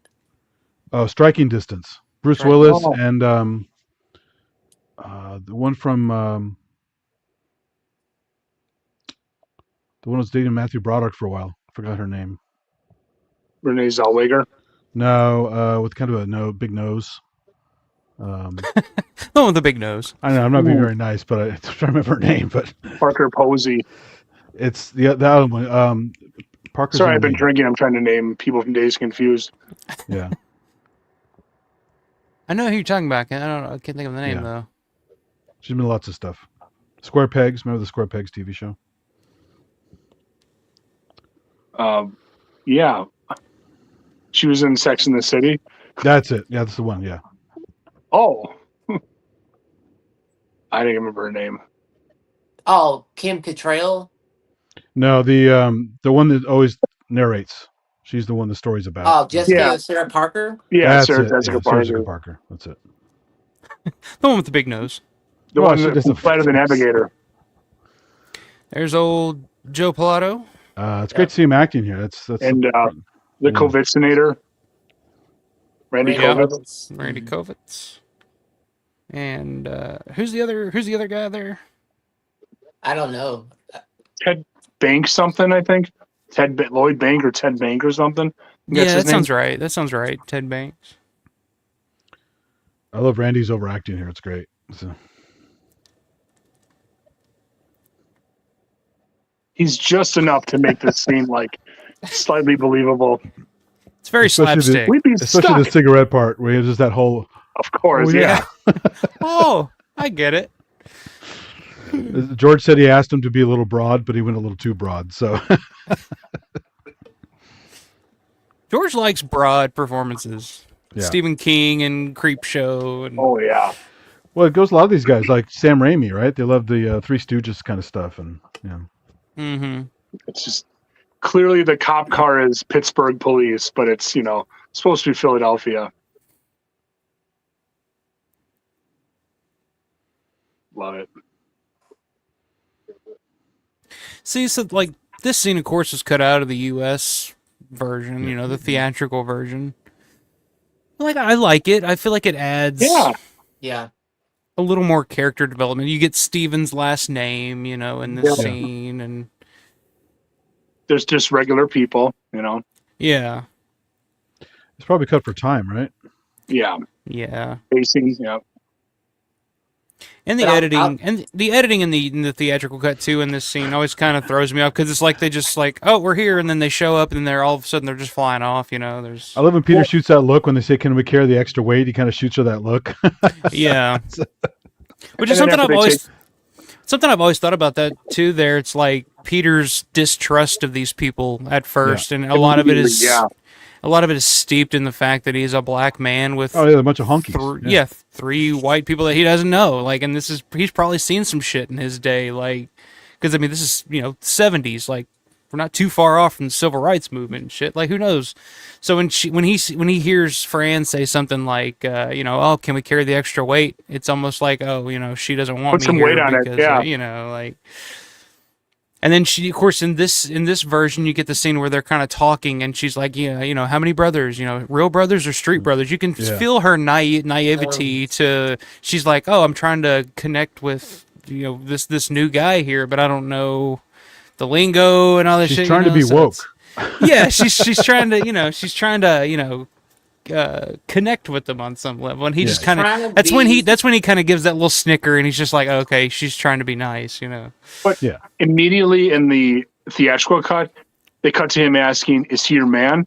Most of the time, yeah, which is kind of like he's trying to gauge, is she single? Yeah, right that's off the true bat, too. Yeah, he's just like, he's hedging his bets. The end of the world. So yeah, and she's like, "Yes, I'm taken." Sorry. See, so that's why I love this cut, is because you get extra shit. Like, you get more info. Like, you see Roger's, ex-wife, and he's still got his ring on, showing that he's still not, maybe not over his previous marriage or whatever. Like, there's little character development, little points like that. But like when I look at Roger in these scenes, I feel like he's in distress. Like, he's collapsed. He himself is collapsing. Yeah. Already. Yeah. Yeah. But like I said, when he gets to the mall and they're like locking stuff off, he really starts to go downhill. And even before he gets bitten, he's starting to go downhill. Well, see, for Roger, if you watch, like, everything he does, it's so like, I'm doing this because I'm trying to accomplish the mission type of thing. Like, everything, I got to kill these zombies because I'm trying to accomplish this mission. Yeah. And then by the time the truck scenes come and he gets the blood on the face and he starts to snap, it's just like, now I'm killing these motherfuckers because I hate them. And that's when he kind of loses his humanity, and that's his tragic downfall, Yeah. There's the red barn house. Yeah, which is still there and looks exactly the same. I tried to get a shot, but there was too much wind for my shitty drone that I had. So I got to find my good drone. I love the shot of the camera, of the cannon going by, and you can see the corner of the camera lens, just enough. Yeah. They didn't quite edit that out. There's Bill Lasco there. Oh, you know what I recently watched is Flesh Eater. Recently, that was not bad. Definitely a 4 for gore. It's a fun little Oof, that's I rough. liked it. The whole Will not have been element way too to it. long. I mean, it kind of very shitty acting, but man, it's just people getting fucking bitten left and right, like just torn Well, he even apart. kills his real life daughter in it, that little girl at the house. So that yeah. Heidi Heinzman. Yeah. And yeah, Bill Lasco, of course, is in it and stuff. Michael Gornick's the mad radio announcer. That's pretty cool. Where did Bill his come from in voice all is this? fucking iconic. Love it. John saying, actually, that's not the skeleton scent. That's a Don I Post know, I mummy replied mask already. on Boris. I told okay. him, thanks for the correction. I didn't know that. There you go. Because I could have sworn Tom Savini said that on the commentary, that was the skeleton. Interesting. So maybe he's confused too. He'd done so much he forgot, right? Well, that's the thing on a lot of those commentaries. I've seen people mention that in some of the comments on the channel, some of those commentaries and stuff. Is they're like the they can don't- cut that you uploaded with them commenting on it. Yeah. George talks about the music, and he goes, "This isn't." And Tom goes, "That's not the normal music." He doesn't even know which cut it is. Yeah. But you gotta think, like, this is also during a period where they probably hadn't seen the movie in a while, and Yeah. it was, early 90s He ish. said the only copy he had this music on it. It didn't have the theatrical. Yeah. Jim Crush, fucking awesome. They're saying, yeah, Striking Distance is a movie. You see a great straight ahead shot from the front of the police dock from across the water. It's There you just go. Parker. There you go. Hmm. Ed likes the square pegs reference. Oh yeah, I pulled that out of the weeds there. The funny thing about that exploding That's right, car, John. One of Mary McCloskey's, McCloskey's brother. the overhead shot of the exploding car, they could have easily put a dummy there, but there's a guy there, and then they shoot it, and there's nothing there. It's kind of weird, right? Yeah, that's always one thing I've always noticed. But yeah, what was it? Patrick McCloskey is the guy at the docks. Sorry, I'm a little bit behind the chat here. Is that the guy with the glasses and the Yeah. puffy jacket? Yeah. Okay. He looks like Greg Hawkes from the Cars. Greg Hawkes, the keyboard player. Yeah. Yeah. No worries, Matt. I know you're in the middle of a shitstorm right now. Matt's saying, sorry, dudes, I'm on LTE since power when Wi-Fi went out. Video ain't cutting it. I'll try to hang in the chat here with you. No worries, man. Hey, glad you could be here, Matt. Yeah, man. Seriously, in the chat. Be safe.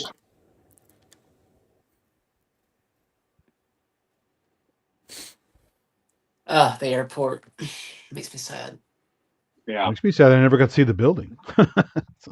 Yeah.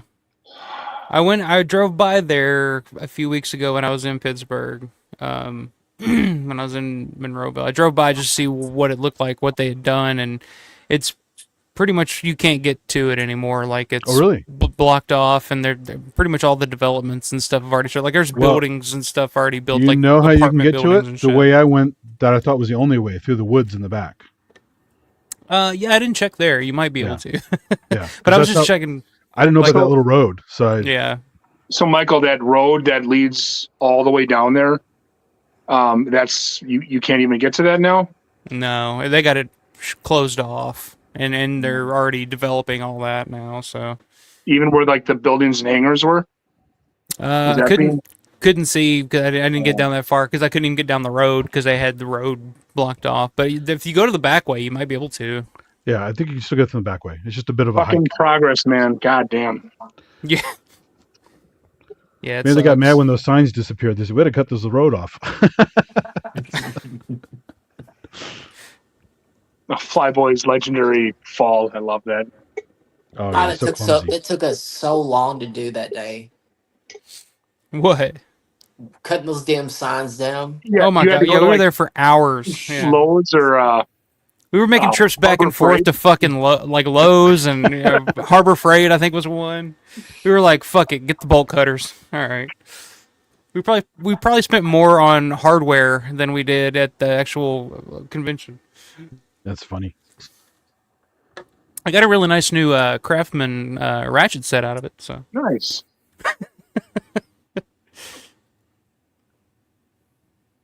Did you go to Evans City while you were in Pittsburgh?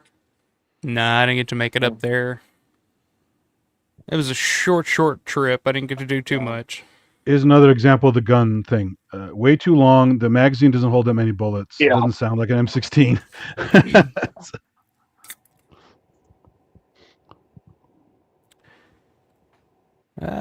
Suzanne said, "Time to crash work tomorrow. Take care, all." Thanks for dropping in, Suzanne. I'm gonna check out since I got this out now. I'm gonna check out that tour again. See if I can spot you. That's pretty cool. But thanks for stopping in, Suzanne. Yeah, it's cool to be immortalized on a thing like that. Yeah. Yeah. It's awesome. Oh, the Paul Muster, perfect. When he just walks up like that, just fucking awesome. I'm pretty sure he gave me COVID the first time I met him. Oh, and I'm bringing my Fluid 45 for him to sign this June. That'll fucking tickle the shit out of him, I'm sure. Man, I'm a progressive rock fan, so that's right up my alley. I fucking think it's awesome. Mm-hmm. Now, is this the longer Peter? Oh my God, what are you doing? Yeah. Yeah. Yeah. kind of awkward, but God, there was so much about. I was talking to Larry about this the other day. There's so much about that airport that was still original to that time. Mm-hmm. You still had the phone booth there in the corner. A lot of the, the trimmings around the doorways and shit were the same. Yeah. Because I mean, they didn't do too many upgrades to that airport over the years. Which is just like kind of how Monroeville is. I feel like it's just kind of a vintage city. Not as much as Braddock, I think, but yeah. Yeah, that's a good way to put it. Braddock is a vintage city. Yeah. So we'll just put it that way. Yeah. But yeah, I get what you're saying, though. I agree. So I never understood. She says, we don't even have a radio. Like, you're in a helicopter. Don't you have some sort of radio? She means the regular band radio, I think. Not the communication radio. Good point. Something. But later on, that radio they have in the mall is the all band. It has the shortwave on it too, I think. Way later in the movie, when they're in the mall listening to bikers? Gornick. Oh, that's one of those all wave radios. It has like AM, FM, shortwave. Because I knew someone who had one of those back in the 80s. Looks very much like that, if not the exact same one. That would be something cool to own. Yeah, it's long gone. I've looked it up. It's not easy to find. Yeah. I've never seen one, so the TV is much easier to find than the radio radio. I like those little BP trucks you found. Those are cool. Yeah. If I ever get my 3D printer working again, I'm going to find a model and print my own BP trucks. So.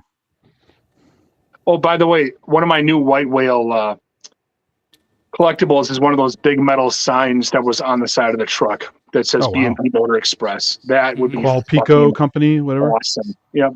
Baltimore and Pittsburgh. Yeah. Yeah.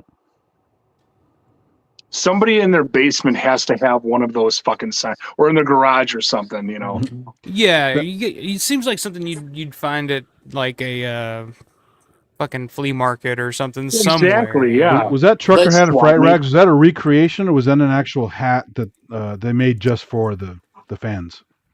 Which one? The B&P hat that they had at Fright Rags, was that a recreation, or they just made it for the fans? Well, I think Living Dead Museum sold them. I don't know if Fright Rags ever sold them. Yeah, that was a Living Dead Museum. Was it? Yeah. Oh, okay, I know I got it somewhere. So it just says B&P Trucking. But I wonder if that was an actual hat that they made way back when. So there's some like Japanese website that sells B&P stuff, but it's like all sold out, and it's really kind of janky. So I wouldn't trust that. Fakey stuff. Yeah. Yeah. John Sam Paul's a good guy, serious musician too. Had a nice talk with him about jazz and playing. Yeah, I mean that's the thing. When I met Paul Musser, like having him sign Dawn of the Dead stuff, he was just like, okay, whatever. Because I could tell he wasn't in the best of spirits at the time. I don't think he was doing too well, health wise. But when I pulled out that Fluid 45, man, he just lit up. He was like, "Oh my God, I haven't seen one of these in years. Like, where did you get this?" And he was just going on. He was like, "I played the sax," and he was telling me all about it. And I was like, "Yeah, man, So that was cool. Also, that line reading right there, this is an important place. I don't like that line reading. The one in the theatrical is better. I don't know if you notice that's different. Which one? The important place in our lives, this line reading in this version is different take. The one in the theatrical version is better. And you're right. Some of the stuff in the extended cut is slightly different, like lines. Yeah. I mean, it's the same exact thing, but it's, you're right, a different take. It's the vibe and everything, yeah. Yep. The Jack Daniels is starting to hit me, by the way. I'm starting to I'm getting a little slurred, guys. So you got to do what Roger's doing. Get your 2-finger measurement in the cup so you know how much you're getting. Oh, there's no 2 fingers with this. It's just it's Chaser and fucking two hands Jack Daniels. 2 fists full. Yeah. I never noticed that until somebody in the commentary pointed that out. That because he was a bartender, he's measuring out his drink in the movie. So yeah. Oh. Because Reiniger was a bartender at Lady Astor's at the time. Yeah, they all came from that Lady Astor's place. What is it about that and place? David was a cook, I think. Yeah. Do you know what kind of food? Is there a menu of it or from the day back somewhere around that you could look at? What kind of food did they have? I don't know. I've never actually looked at that. I've looked to see. Question. That'd be a collector's item. Yeah. Right back. Train the lizard.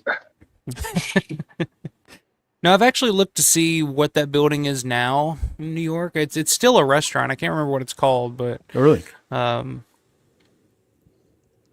But yeah, Amplis worked there at the Yeah. time. Christine, that's Yep. where George would meet up with Christine when they first met, because she was working there at the time. That's how he met. So yeah, it's bunch a of rendezvous people. site. Yeah.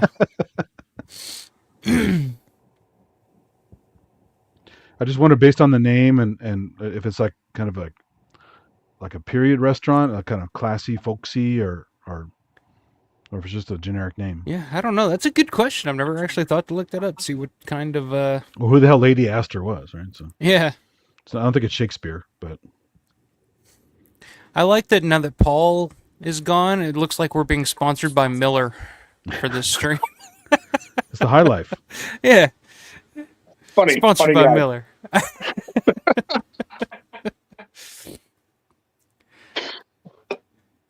So yeah. Oh. Spamming cigarettes. I love it. Bill was I like saying, he just I think I leaves her missed the that in his gun. video. He leaves her on, gun with no experience. He goes, "Yeah, you'll figure it out." Yeah, just the trigger squeeze is real easy. Yeah. You know? You'll Just be fine. ready for the kick, you know. Yeah. Yep. So Villa saying he missed that in his video. He does a video, you know, comparing the two cuts on his channel. Yeah, it's a And different I take. guess he missed that. Yeah. Matt I love giving how that- Paul a cheers.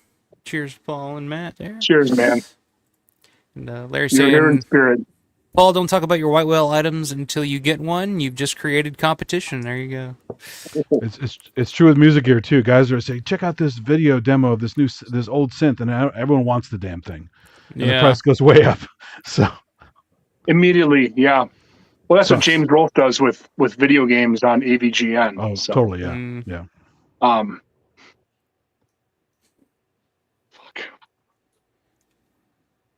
What, Paul? Yeah. Nothing. I was going to say something else, but Larry kind of threw me off. What kind of competition, Larry? What are we talking here? Yeah.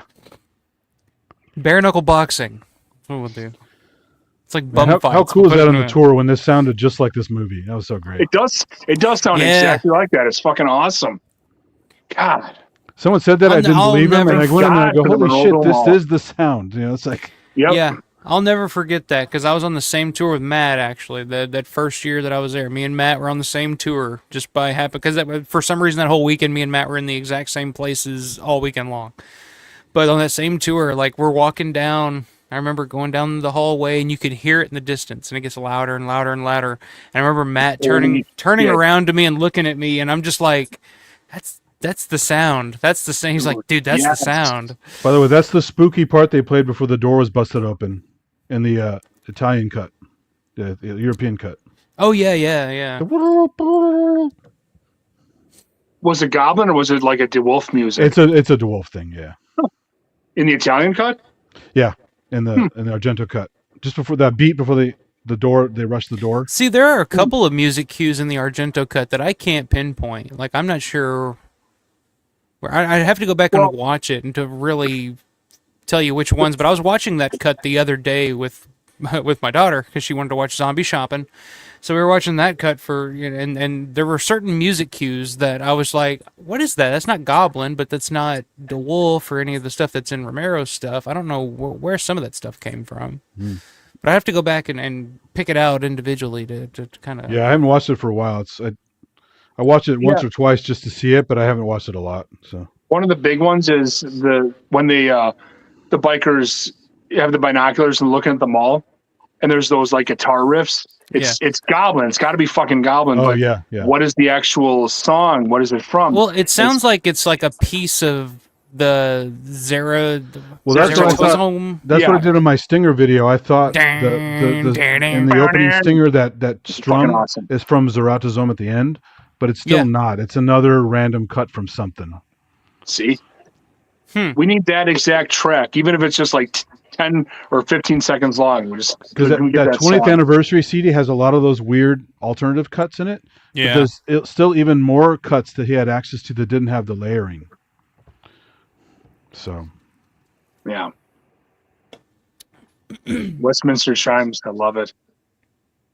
Major Themes or Major Records Volume 2 for the Clock Tower. I like that the music is a little bit whimsical, a little bit sad. You kind of feel sorry for the guy who fell down on the escalator. Speaking of which, the guy who fell down the escalator, you can see his head move before he he gets off. Yeah, Sure. Well, it's like the lady with the teepee, right? She flinches before the thing hits her. I've seen that. Which Larry pointed out, he because I sent him the Norman England's Discreet Mall. I did. Yeah, awesome. I sent him I sent Synth a copy of that too, and Yeah, I was like, that's really cool. I went listen to the whole thing driving around. It was really fun. Just send it by like Google Drive or something. I just ripped it and made them into WAV files and made a zip file and not like a regular burn CD. No. Okay, I was just shooting them That's out. awesome though. Cool. But I sent it to Larry, and Larry was like, "Dude, like, it's funny because the mall music that you hear on that is so goofy that it's very like dated music, yeah. And you're like, it's real. It's 86, and it's like, man, it sounds just like the music in the movie. And when you watch the movie, like if you weren't there at the time, you're like, oh, this music's a little over the top and a little goofy for mall music. But if you listen to what the actual mall sounded like in '86, like, yeah, that's the music that they were playing. It's pretty fucking spot on. And it's cheesy as fuck. Yeah. Yeah. Boop. Yeah, I stay tuned. I have a little project I'm going to do with some of that mall music in there. I'm going to do a little trick thing, so I'll send you guys a link when I do my little trick. So if you didn't know better, you'd swear that was the mall music that they use every single day. You know? Yeah. There's Jay Stover. I would love a fucking figure of Jay Stover rifle zombie. With little rifles you can switch out, you know? Oh, of course. At some point, somebody's got to do that. Matt's asking, have any of you read the novelization? I wanted to discuss some of the differences between the book and the film before my connection took a shit. I was actually just reading the novelization the other night. It's pretty much just a novelization of the script, pretty much, because I was reading the original screenplay, too, because I was looking for something. And comparing the two in terms scene by scene, it's like the script and the novelization's pretty much the same thing, except it's just kind of turned into... That was really common in the 80s, having novelizations of all kinds of movies. Yeah. They did that for a ton of shit. I bought a couple thinking, oh, what's this? New stuff? Oh, it's just a damn movie in a book. So... They're collectible though. They're pretty expensive now. If you find, especially even just like random, like Friday the 13th Part 3, the novelization or something, it's just like it's pretty hard to find. So you guys notice right here, it's a completely different TV set than the JCPenney one that they show in the Hideout. Yeah, I saw that. Totally I've never different. noticed that. It's not the same solid state TV. You're right. Huh? Come on. Noticed that. Come on, John Rice, get your continuity shit together. Oh, well, they could have shot it maybe weeks apart, right? So they had to just. Yeah, I mean, you got to think because this is also where Rogers got the jacket tied around him, and they had to shoot the scene with John Harrison to make it match. So all this shit was probably shot weeks apart from each other. They were joking on the commentary about the ear thing, and they said the first day was, "What happens if we put an umbrella on the guy's ear?" And he goes, "No, let's just do a screwdriver."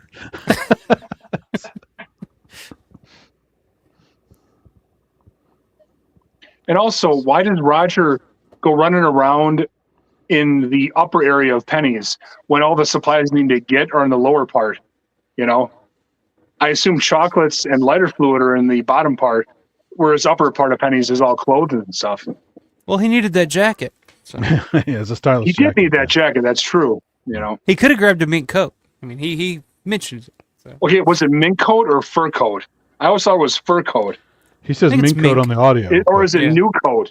How about a new coat? It's mink coat. He says mink, yeah. How about a mink coat? How about but a mink coat? in the scene after all the things are shot, he's not wearing a mink coat. That's some other kind of cat fur coat or whatever.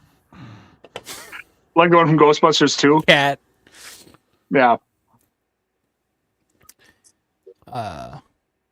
John saying the carnival and jungle music is considered effects, which is why it's in both Argento and the U.S. cut. When Fran is doing her makeup, it's actually Goblin. It's talked about in the Goblin book. There you go. Didn't know that. Yeah. Don't remember that. Which, who posted it? Somebody posted it in one of the, I think it was the Dawn of the Dead page. Somebody posted that the Goblin music for Torta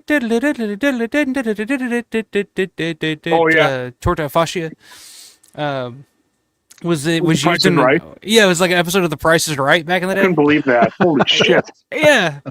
I was blown away. I was like, holy shit, like that's it. Yeah. Fuck. That's Well, awesome. They used to use random Tangerine Dream 80s tracks as bumpers on the news and stuff, and little really? video clips and stuff. Yeah. Well, like they used John Carpenter's, I think it was Chariots of Pumpkins in the Maximum Overdrive trailer. Oh yeah. Which I mean, fucking awesome. He goes, "I'm gonna Like, scare who the gave a hell shit out back of you." He's all coked up, you know. He's like,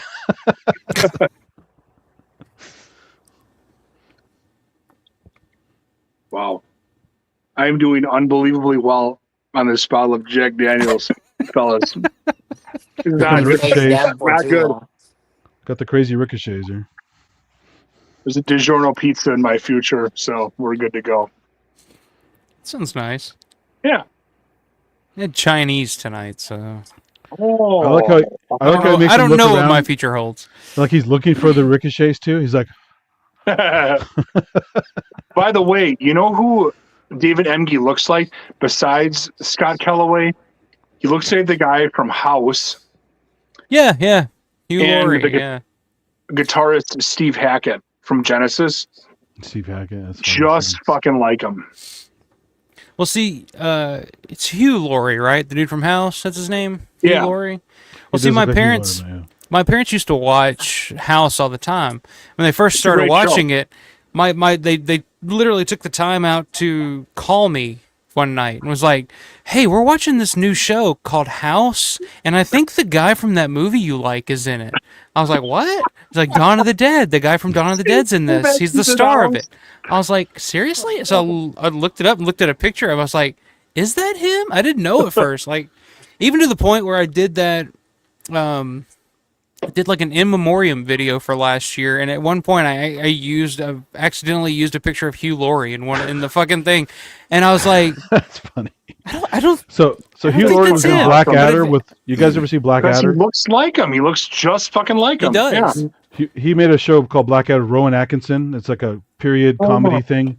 Mm-hmm. And back then he had several scenes where he Yes. would have dark, short hair, and he looked like David Emge back then. So Okay, anything with Rowan Atkinson, it's fucking gold. That's it. Yeah. Blackadder was great.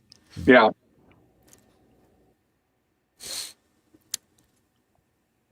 I love how they put the wall on the end of the hallway, like slightly covering half of the light. So it's just not quite professional as it could be. Yeah, I remember when I was visiting there, I would go, "Oh, there's a fake wall in the movie, and a real fake wall here for the set." So Yeah. It's saying, according to the New York Times, Lady Astor's is a reference to the Scandinavian style of food they prepared. I'll see what else I can find. There you go. So interesting. All right. yeah.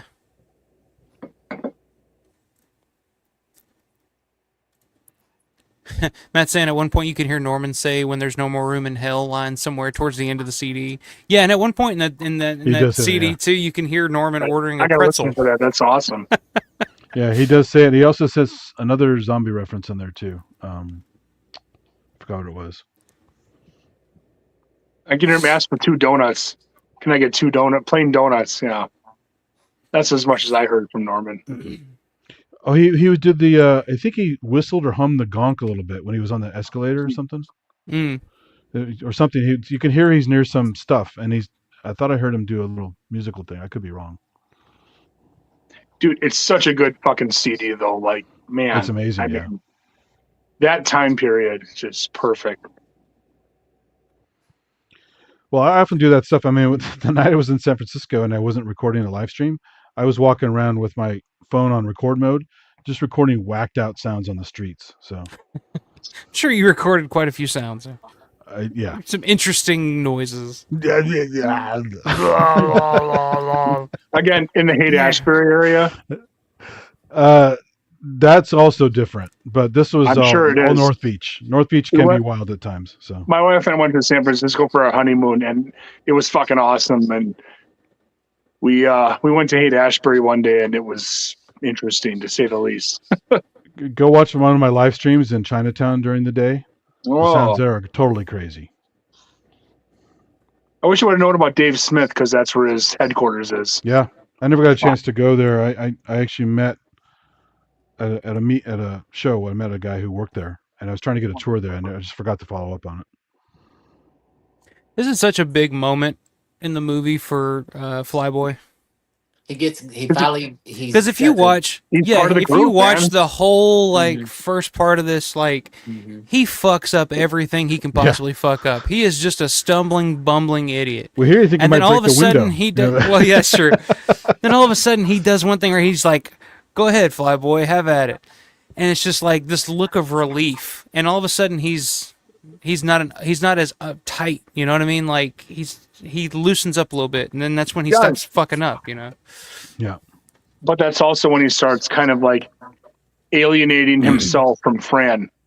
Yeah, yeah. You know, He he's becomes one of the guys, boys. Yeah. Fran, you're going to embarrass me. You're going to humiliate me.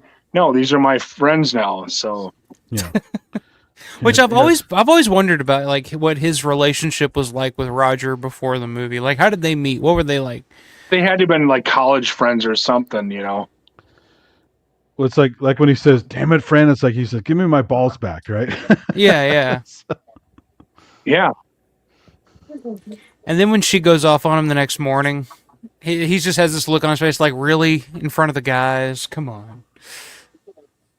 I love Roger has no relationship with Fran whatsoever. He just doesn't acknowledge her existence most of the time. He's just like, all right, peace. I like his condescending laugh when about the pots and pans. Yeah. He's just like, all right, I'm out. Entrances to lock and wounds to be bitten, you know. So fuck off. Like even flesh to be chewed off. So get away from me. Like even in the scene when Peter's trying to tell her how to use the rifle, and he's like, you know, don't panic. You know, you'll probably hear some shooting, but don't panic. You know, Roger's he's trying to keep her calm. And Get Roger's away just from me. I got stuff to do. Yeah, Roger's just like, I'm out. Yeah, peace. Bye. He's out the door already.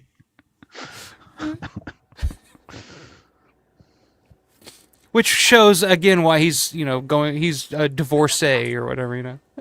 He's probably not too good at the ladies. Yeah. Yeah, he doesn't listen very well. He's got shit to do. I hope she gets eaten.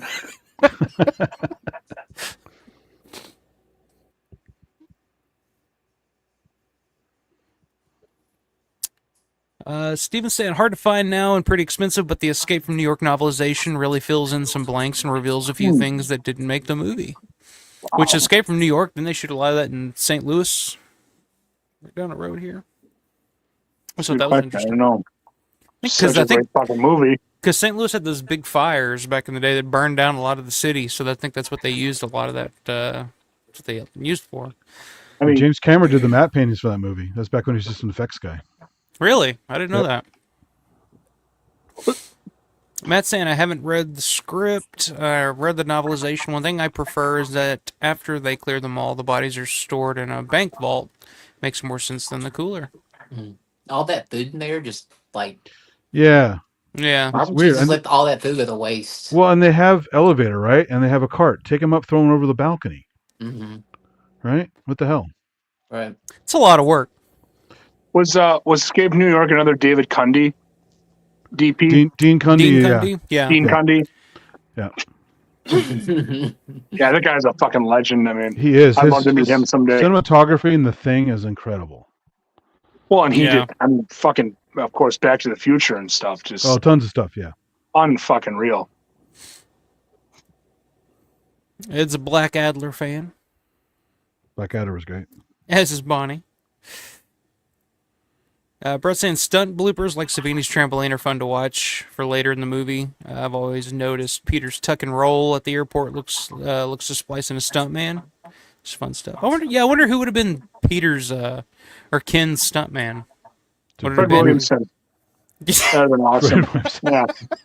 The Boom Man. They wouldn't get Fred Williamson for instead of not to star in the movie, but just to do 4A stunts. No, they just get the guy who's in the alien suit, right? Yeah. And I gotta say, I'm watching the Anchor Bay Ultimate Edition version of this, and it still holds. I mean, it still looks pretty damn good. Like in terms of like picture quality and stuff, like it looks fine. They all look pretty good in my opinion. I'm like, I got to be biased. There's not one that looks like really shitty. They all look good in their own way. No, even the Dutch Filmworks one, they look fucking good. They're watchable, and this one looks like shit. Like I tried pop this in the other day. Like the quality of it just looks like something. Although I have to say, the second sight, like although it's beautiful, restored, and all that kind of stuff, the colors look odd to me. In the second sight. They fixed it up tremendously. Yeah. But if that was the way it's supposed to look, now I think it's odd, right? So, the one thing that stood out to me about that one is the greens really pop out for me. Like the greens are really green in that. It's kind of a yellowy cast to it, yellowy green. Mm-hmm.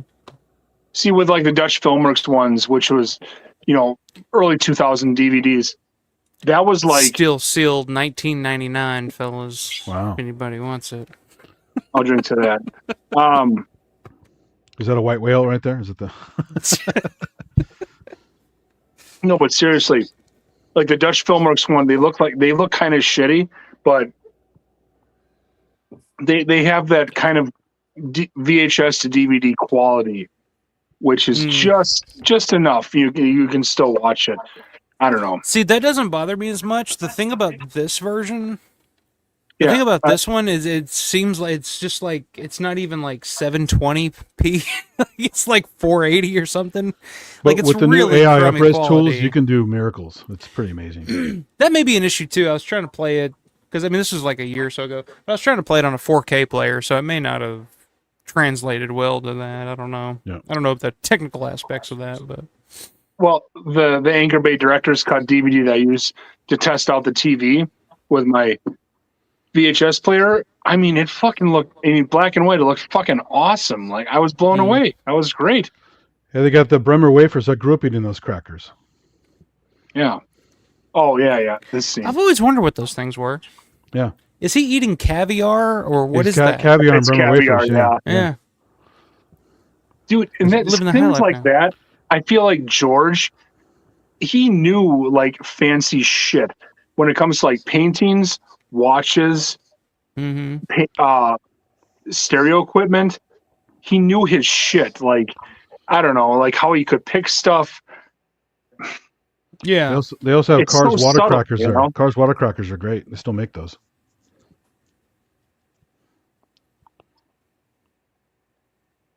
I mean, you couldn't have had Peter eating caviar. It could have been just, whatever, cheese spread and crackers. But no, he's eating fucking caviar, which is like...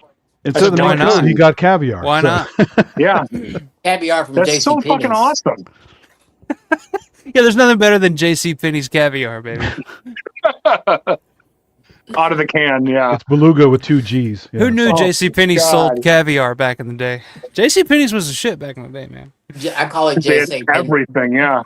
You call it what? It's JC Panay's. JC Panay. It's like Target. Hey, don't try and church it up, boy, all right? Don't you mean dirt? JC Panay's. And I love that she's pregnant. She's smoking away. It's like, what are you doing exactly?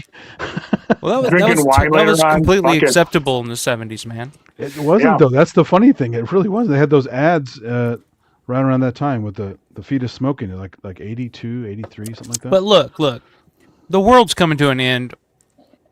Who gives a shit at this point? Like, that kid's... True, but if you're going to try and carry it and to deliver it, maybe take a little bit of care of it, right? Or do what Peter wants to do. How does he get skill in aborting babies? What the hell's going on there? Right. It's a good question, too. What has he been doing, right? That's why I'm saying, like, Peter's probably seen some shit in his day. He's a man. badass, yeah. Yeah. He's gone through some shit. That's why he doesn't crack and Roger does. So. Maybe he was a nom or something. See, I always figured like Roger was in Vietnam, and that's why he, maybe has some PTSD, and when that Yeah. blood hits him, like maybe that's what triggers him.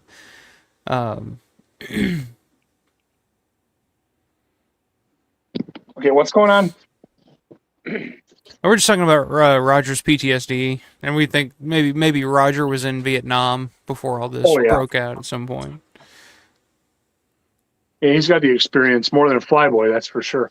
Oh yeah. Peter's own street version of Vietnam. You know, By the way, I always thought when France says nobody cares about my vote, I thought my voda was like a place in Canada, like a town in Canada. I never knew it was my vote. You've never heard of My Voda, Nova Scotia? Come on. I looked it up for a long time, and it's just my vote, huh? Okay, thanks. Trying to figure that out. My Voda, British Columbia. It's right There's next to some misheard Yellowknife. dialogue in this movie Voda, for yeah. years. I was always trying to figure out what are they saying exactly. My vote BC. Yeah. Look at this dog all laid out. Yeah, that's great. You might want to go shake it and make sure it ain't. She's just laid all out. She just She's having a loves to great have time. she loves to have her belly rubbed, and so she's just all laid out. Tell her she's on camera. She don't need to be spreading it like that for free. Yeah, what the fuck? Just There's probably kids watching.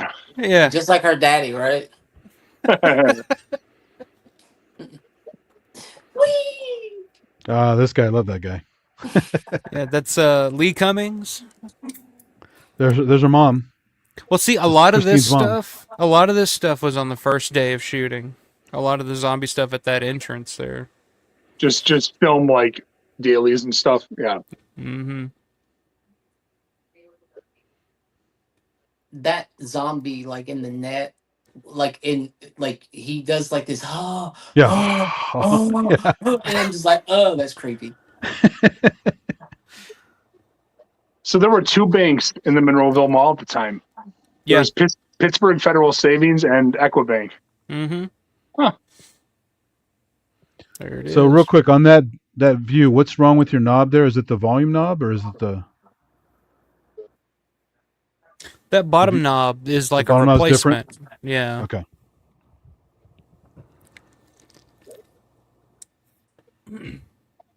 OEP. See, Larry's saying it's okay, Matt. Even I have not read the script or novelization for Dawn. Had to be on. Wow, Larry's never read the script or the novelization for Dawn. Wow, I didn't know that. It's all right, man.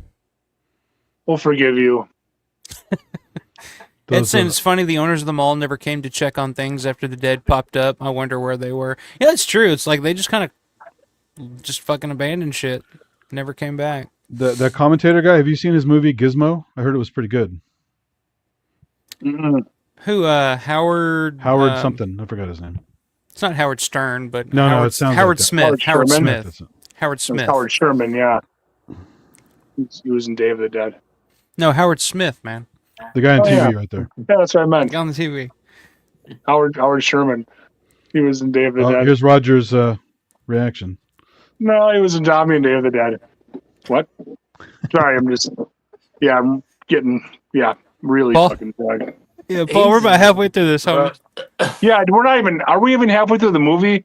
Man, I'm fucking gone. Paul's slowly becoming a zombie. This is great. Yes. Say hello, Aunt Alicia. Hello, Aunt Alicia. Oh my God. Is that the shit that's supposed to knock my socks off? Yeah, exactly. Is this the shit that's supposed to knock her? What the fuck is wrong with you people? You've given us a lot of Greek salad. His one-liners. Oh my God. I think about that line all the time, just in daily life. It's like, what the fuck is wrong with you people? Yeah, exactly. Me too. Yeah. Just how the scene cuts to him saying that, it's like, again, 85 Day of the Dead. That was like people just giving up, and Romero knew how to capitalize on that for making Day of the Dead. Here he goes. He's mad. Nobody gave a shit. It was just. Which really, Dawn of the Dead is more it's like more reflective of the zeitgeist of the 80s to me. Mm. It's like everybody's just at the mall shopping, dancing, like, and we're just ignoring our problems. We're just going to shop and we're going to consume. To me, Dawn of the Dead is the first '80s horror film.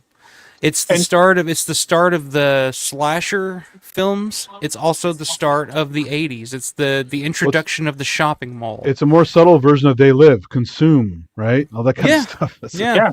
And we don't give a shit about what the real problem is, you know? Yeah. And Day is we're more concerned on stuff, you know? Right. And that's kind of, '80s was cocaine and, partying and, so. Like this JCPenney's Tonka truck, you know? See? That's who gives awesome. a shit, right? I love that old logo because that logo was like that logo kind of went away after this film, like almost immediately after this film came out. Because I'd never ever seen a JCPenney's logo like that. Yeah, like the little P thing. That's yeah.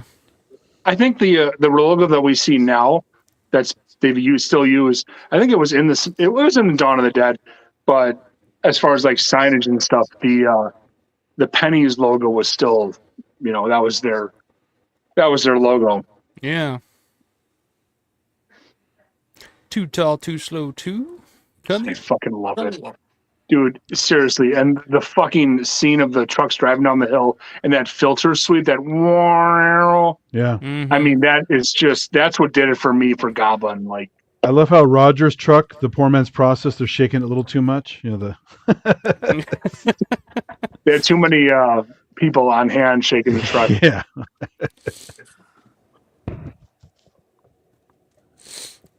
There you go. There's the shot. Rick saying hasn't Dawn of the Dead been transferred to Blu-ray? Yeah, there is the there's this one, which I got Tom Savini to sign. It's the old Anchor Bay Blu-ray in the U.S. at least. This is the last version that we've gotten. Yeah. This is from 2007, so this is almost 20 years old now. We haven't gotten anything in the U.S. since then. So, yeah, these are hard to find. These are like they're not cheap. 60, 70 bucks. A quick question here. This scene where they're parked by these marble pillars outside, so the district goes beyond those, right? Yep. Yeah. That's where the district is now. Right. I mean, a lot of those block or brick block walls or rock walls, they're still there. I don't know if you can identify them from the movie, though. Yeah. I have to spend more time on that side next time. I didn't spend much time at the district area, so. You can't really. It's impossible to match anything up. Really? Yeah, really, it is. Yeah, the district sucks. Let's be real here. I mean, Red Robin is awesome, but they have a tattoo shop. They have a which I'm considering. I'm thinking I might get a tattoo at that tattoo shop this year. I'm gonna get the old school Monroeville Mall logo, the two M's, which I'm totally ripping off my boy Robert Dobbins because he did that last year. But after with all the news of the mall and stuff, I think I'm going to do it this year. Get the trio. Get the BP, the JCP, and then the Monroeville Mall. That's not a bad idea. I mean, but Michael, do you have any tattoos? Yeah, I got a couple. Okay. Oh.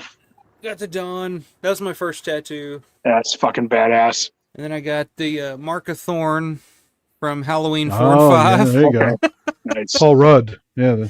Yeah, the old Paul Rudd. And then I got Zombie Shark. Oh, fucking sweet. Yeah. Which that's just awesome. A design that my buddy, who was an apprentice for a tattoo shop at the time, he was like, I'll do your Dawn of the Dead tattoo for free if you let me do this one. And I was like, all right, sure. Wow. But it's just like an original design. I was like, all right, man, cool. If you know, you know, yeah. Yeah. I thought it looked cool. Have any of you guys been to the truck yard as it is today? Yeah. No, I saw your video about it. I was like, I got to get out there. It's awesome. Yeah, they're very accommodating there and super I didn't cool. know where it was. I've never been in. I've just been, the gates were closed. It was like a Sunday when I went, and the gates were shut and everything. So I just kind of was looking through the gates. It's the one in Irwin, right? It's the bus depot in Irwin. Yep. Yeah. Hey, you know what's funny about this scene where he's like talking to him in the helicopter, like, pay attention. They have radios, right? They've been using radios in the mall. Yeah, what the helicopter must have some kind of radio. No, but I mean, they also have the walkie-talkies. So at least one of the guys could be in communication with him on the ground. Well, now they have the That's true. walkie-talkies. Before they didn't, though. No, but I mean for this scene. Yeah. Yeah. And he's like, look, Well, come on, they look. must not have given one to Flyboy. Yeah, that's weird. Because they're idiots. I don't know. Fuck. Jack Daniels was talking to me, so. But seriously, the truck yard people, you call them earlier and organize some little Riverman. setup, and they're really cool about accommodating people walking around. They didn't really care, you know. So. Yeah, I got the board game Riverman. Signed by Galen Ross and Scott Reiniger. Wasn't the river? That was the first Dawn thing I ever got. Yeah. Wasn't the name Riverman in Return of the Living Dead Part 3? Wasn't the Riverman? Possibly. It's been a long time since I've seen Part 3. It sounds like one of those names from Full Metal Jacket. The Riverman. Riverman.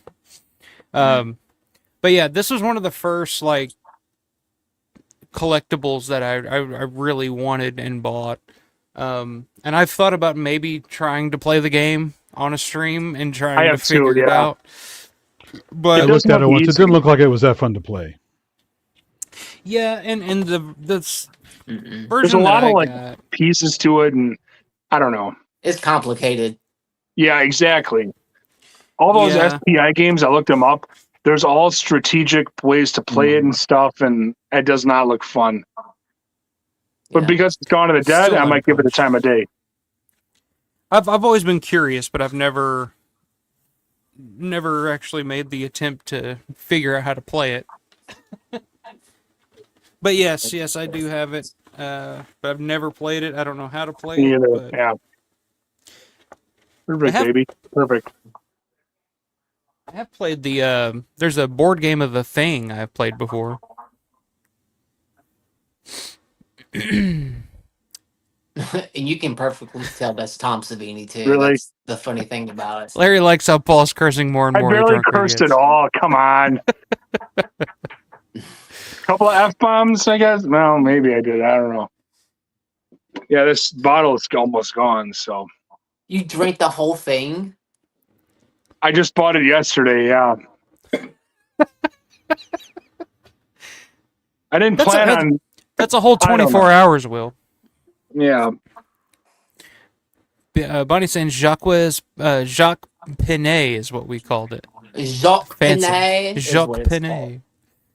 Riverman said my first physical media release was the Dawn Video Treasures VHS release from '96, and still my favorite. There you go. Nice. Larry says I have the Gizmo, the Howard Smith movie Gizmo, but never watched it yet. Bonnie's a Gizmo fan. That's a flashback. Wasn't aware of the connection to Dawn. I didn't know. I have no idea what the fuck Gizmo is. I just thought it was the Mogwai. Yeah, Gremlins. Never even seen it.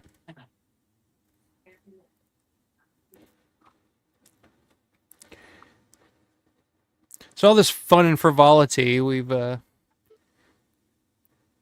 don't know. I just can't. I truly believe like Roger's character arc in this movie is one of the best in any horror movie that I've ever seen. Just like from where he starts, his character changes. Yeah. As the movie goes on to the point now where, I mean, he's about to fuck up, you know. It's a quick arc, though. I feel like you gotta kind of pay attention to it, like, because as soon as he like gets on top of what he's doing, he gets bitten, and it's fucking all over for him. But I just think he's gone. Like even when Peter tries to talk some sense into him here, I still feel like he's like, okay, I'm cool, but he's not. You know what I mean? Like he's trying to portray like I'm cool now, but he's not. He's still even though he left his bag in the other truck, right? Yeah. Yeah. And it's fucking tragic because well, as many times as we've seen it, he's fucking done. Like I hate just one fucking time I just want him to survive. There's some version out there where he makes it. Well, see, like that was one of the big the big things for me when I first saw Dawn of the Dead when I was younger was the idea that these characters were getting bit and dying off as, to see, because to me, Roger was the main hero the first time I saw it, because he's the first main hero character you see in the movie. He's the guy that's like cool, calm, collected, like, I got this, don't worry, And so the first time he gets bit and is the first one to die of the bunch, it's just like, oh shit, like, and there it is. Yeah. Damn. Well, both those characters get cocky and die, right? You got, Roger. But why it's because it's the whole aspect of we got them all.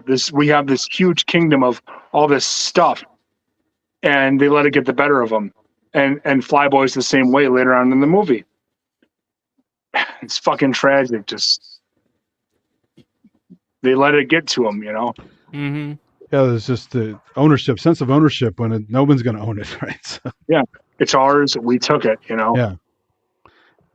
But then again, I mean, the question does become like, so their tragic downfalls, they become enamored with the mall, and Flyboy makes the crucial mistake of fighting for the mall instead of fighting for survival. But isn't the security of the mall their best chance at long-term survival? I feel like it should be, yeah. Yeah, so I mean, maybe it is something worth fighting for, you know what I mean? Yeah. Because, I mean, as soon as they fly off into God knows where, it's like nobody knows what the hell happens after that. They just, crash land somewhere and then it's over, Yeah, I suppose maybe that's why they put them in the freezer instead of outside. Because if you saw a pile of dead bodies outside, people are hunkered down inside. That's true, too. That would be a dead giveaway. They're going to know that it doesn't matter because the helicopter's on top of the mall, so. And that too, yeah. Yeah, that little whirly bird's going to give us away up there if somebody comes messing around. Want to see my whirly bird? Can it? Just hurry up with that. Matt says, let's do the Monroeville Mall tattoo. I was going to do it at the end of this month, but I want to get it at the mall. Let's do it, Matt. I'm down. The sound of them cocking the guns in this fucking scene is so badass. I don't care what anyone ever says. It's just, oh my God, like it's solidifying. We're armed. Don't fuck with us. So did Larry even go to the old gun shop when it was still around, or does anyone know about that old location? Yeah, it's a paint store now. But I mean, did anyone go there when it was still some kind of a gun store? Or was it long gone by then? Something. It was, Larry, you can chime in on this. He went there and he had some footage of it. Well, it wasn't a gun store. When did the gun store close? Because it was Gunner's Den. Wasn't that the name of the? Yeah, it was Gunner's Den. Yeah, Gunner's Den. God, look at it. Ain't it a crime? God damn, I fucking love that. Only person that can miss with this gun is a sucker with the bread to buy it. Yep. Well, that's what I posted online. I said, ain't it a crime? Walmart, the only place could ruin this mall is the guys with the bread to buy it, right? Yeah. Pretty much. I mean, them getting all the guns, ammunition, and the cut to them coming out of the hallway. It's so fucking perfect. It's a proper montage. This guy's got it down. Yeah. So. Ready for war.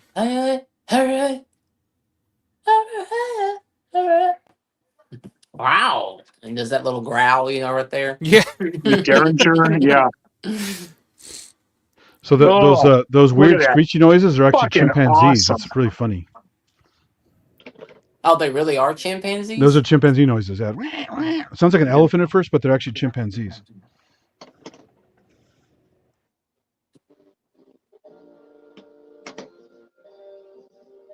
The old Brown Derby. The Love Pub, baby. Man, I love when they did that Fiddler's Green redo and Brown Derby. It all looked perfect, man. I wish they finished that game hack. I was watching it again the other day. I was like, damn. It's so good. Because I was actually watching that as I was listening to the Discreet Mall CD. Oh, there you go. So I was just watching them go through it on mute, and I was just playing the CD. I was like, fuck, this is awesome. They even have the shots with the low angle with the philodendron leaves. Yeah. And stuff. Yeah. It's like, holy shit, they really got it down. So. And pretty much got most of the storefronts right too. Even the shit that's not even in the. I'd love to know who did that. It's sadly abandoned. Looks like at one point they just gave up. Yeah. And they're so close too. Hardware.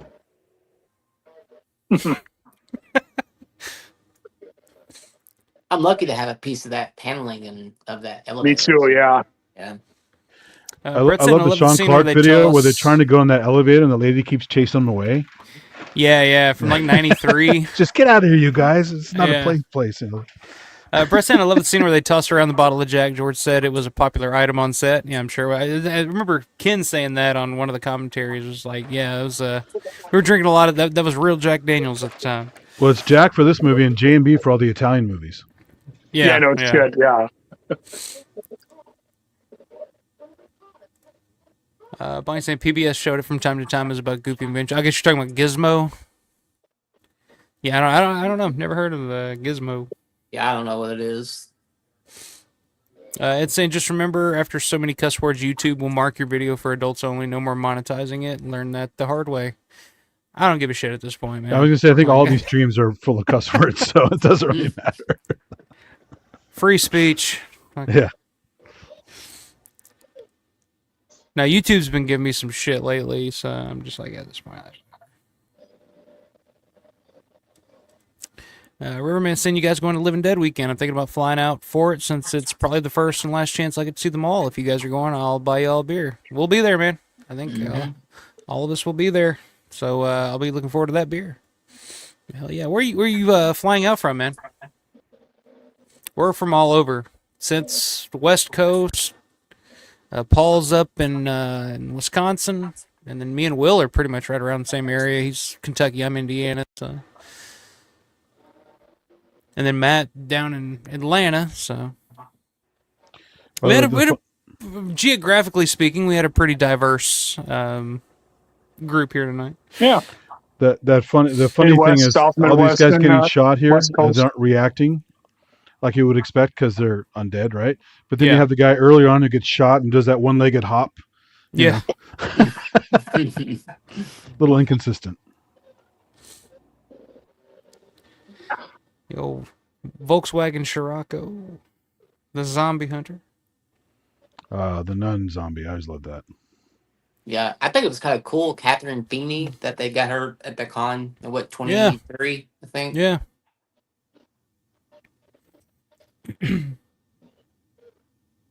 Now that, who's the woman there playing that zombie? I can't remember who the hell that is. Kathleen Feenley? No, the one that Tasso plays here in a second, doing the stunts for, the one that's hanging onto the back of the car. Yeah, that's a good question. That's not Bafko's. No, she's the one that puts her thumbs in his cast, in his wound. Oh, that's right. Okay, yeah, you're right. But Tasso did a good job of looking like that character. Yeah, he described his mustache pretty good. Yeah. The only time it was a dead giveaway, Tom talks about him in Friday the 13th, where he's the dummy with the head that gets knocked off. He's got the hairy knuckles. Yeah, the hairy knuckles.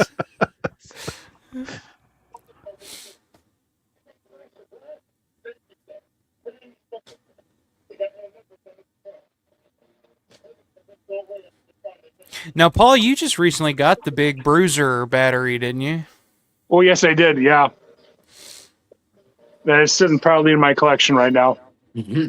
That's awesome because that always stood out to me in this. From the time I saw it in this movie, I was like, "Big Bruiser, like that's got to mean something." I didn't. I mean, it's just the name of the battery. But, I always thought it was the name of the alarm. I didn't know it was the battery back when I first saw this movie. Yeah, Larry posted something years ago that Big Bruiser was not the alarm company; it was just the battery brand. So. And it was the inspiration for George's future film Bruiser. Bruiser, yeah, of course. No, not really. Let's talk to Matt Blasey about that. Yeah. Ted McWilliams. You can see the license plate thing there on the back there.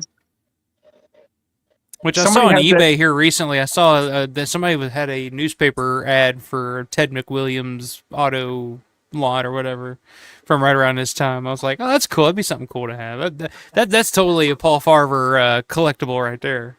I think I've been watching that for a while now. Yeah. You know what I'm talking about? Yeah, I don't know if it's original. It might be a reprint. So we'll see. So that Nick Mastandrea zombie needs to be a figure with the hole in the head, where you can see through Nick man's just. What's his name? Mastandrea. Wow, I am shit faced. You are. It's okay.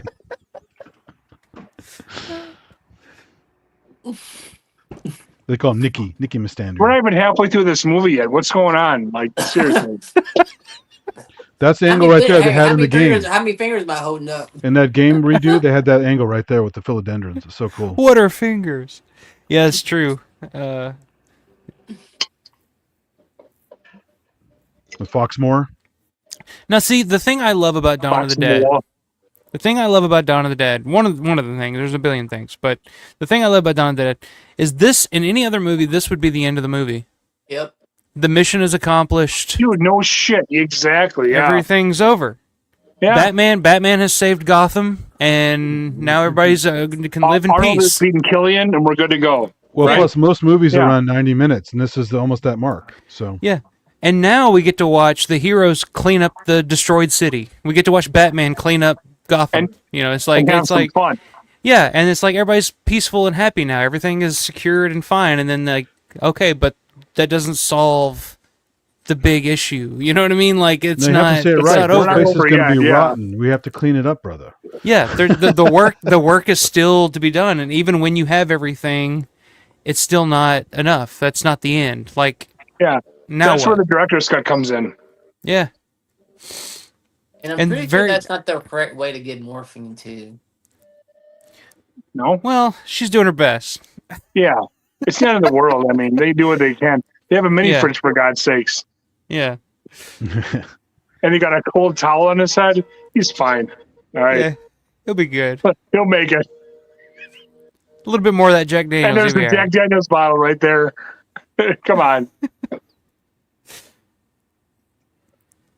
Dude, for real though, Scott Calloway's like all different variations of Flyboy. Like right now, like Yeah. Lounge Flyboy is fucking perfect. So awesome. Lounge Flyboy. I like that. Yeah. He looks, and his face, he looks just like him. It's amazing. And he's such a nice guy. He is cool.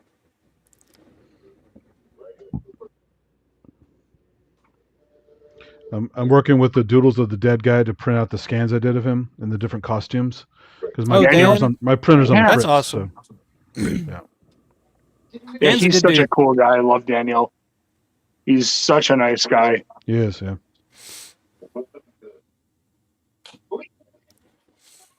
What are you whipping, All right. dude? I gotta use the bathroom. So it's all on We'll you be guys here. for a second here. Okay. Don't say anything to get me kicked off the air.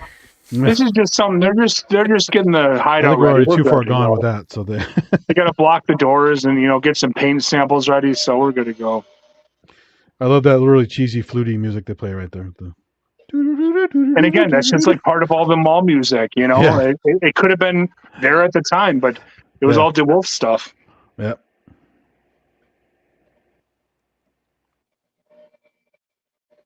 I swear to God, George was a genius in selecting the music for this, and how he combined it with all the goblin stuff. It was fucking perfect.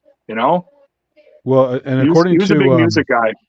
according to Gornick, he was a big part of that too, selecting that. Yeah. For that and Creepshow. Yeah, I want to pick Gornick's brain when he's there this summer about some of the stuff about his placement of the music in Dawn and Creepshow. Yeah, I had that little chat with him and Jim at the end of their little talk. That was fun. Those guys. That was awesome. But the stuff from Night, yeah, Yeah, that was so that cool. was amazing. Yeah.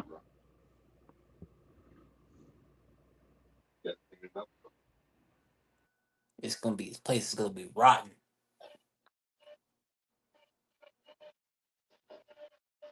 You can't look up this song without finding the Queen version. For the record, We Are the Champions. Oh yeah.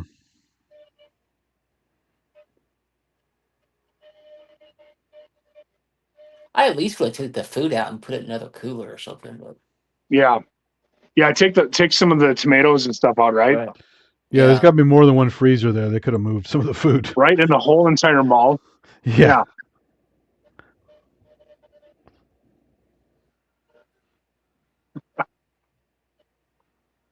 That guy's been Lovely Dead Weekends with Zombie. I don't know what his It's name like is, but he's been there. Christopher something. I feel Yeah, like. Christopher something. Yep. That was a shot right there in Fangoria. That single, still shot. Yeah, you're right.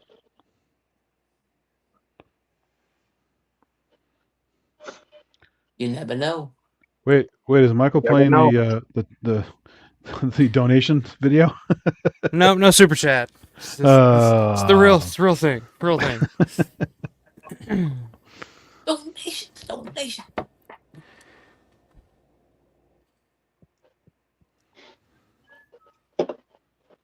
Ask about our student loans. And see, like, this is the stuff you would not see in most movies. No, ever. Reaping, enjoying Zack the Snyder, fruits of nope. your labor, you know.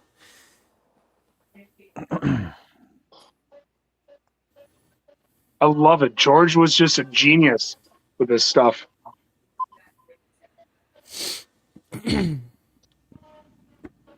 Poppycock. I love it. Mm-hmm.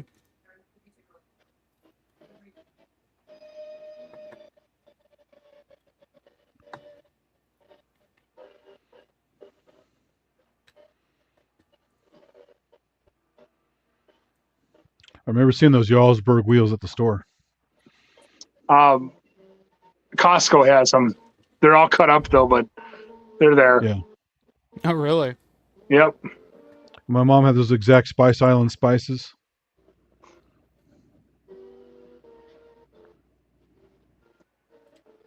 Will, Larry wants to see you get drunk and wild. What? You know, I've hung out with Will a lot. Like, me and Will have hung out. We've had some good times. I think I've seen you drunk like maybe like once, maybe. Yeah. Yeah. Drunk. I feel like Will's kind of reserved because he knows if he gets too drunk, shit will get too wild. We will get your kicked off father's the air, mustache, so. right? Isn't that your father's mustache? The store. You're talking about something. Well, I'm drunk right now, so it's all for me. Yeah, I got pretty drunk that night. We went out in Pittsburgh. Actually, no, I got drunk when we went to Evansville too. We went to that. Yeah, Yeah, that's I got right. pretty drunk there. Yeah, you were. Yeah, I remember that. But you don't usually do a lot of drinking though. Nah. You got other ways to skin the cat. Not not crack or cocaine or anything. I'm not saying that, but you know. Cocaine's a hell of a drug. Good one. That's a classic line. Roger loves his racing games. So fucking iconic. Oh wow. Nebraska in the house, guys. Riverman's from Nebraska. Very cool. Well, welcome in, sir. I once had an ex-girlfriend. I said, name a state with the word "new" in its name. She said, Nebraska. I said, I don't think that counts. Hey, it's clever though. It doesn't count, but whatever. Was she from Central City? She's one of them Todd County gals, you know. Oh, okay. Okay.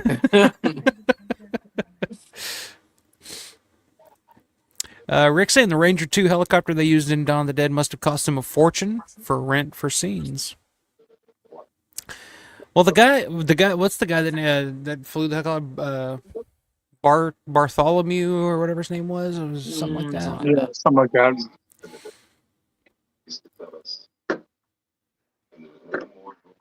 But yeah, the helicopter ended up crashing in what, like the What year did that helicopter crash? Early 90s? Like 90s? 93, Good maybe? question. I don't know. I think Larry would know. Yeah, Larry would know. Larry, what year was that? What's up, Steve Mars? Or Maris? Is it Maris or Mars? Anyway, greetings, gentlemen and flick friends. What's up, buddy? Could be Mara. Good to have you here. I think it's Mars. Mars? Mars? Maris? Anyway, good to see you, Steve. It's got to be your bowl. Poor Roger. Goddamn. The one thing I love about Roger's turn is he basically ages really fast.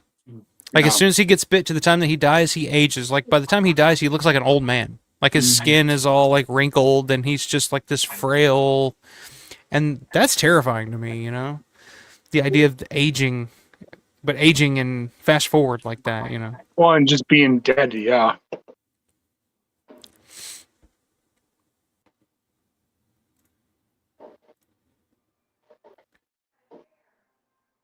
I think I'm gonna get pretty shitty at the VIP party, so we'll see how that goes. I'm planning on it. I'm like, dude, it's the last chance to get. I'm gonna get shit faced in the Monroeville Mall. Yeah. I'm gonna get Paul Farver shit faced. I'm gonna tell you. What is that supposed to mean? Means you have to say Mustandria. It's gonna be a contest to who can say Mustandria. Massandrandria? Yeah, I got it. Massandandria? The guy. Oh, hold up.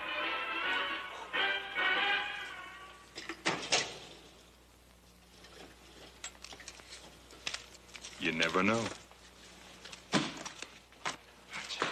Money, money, money.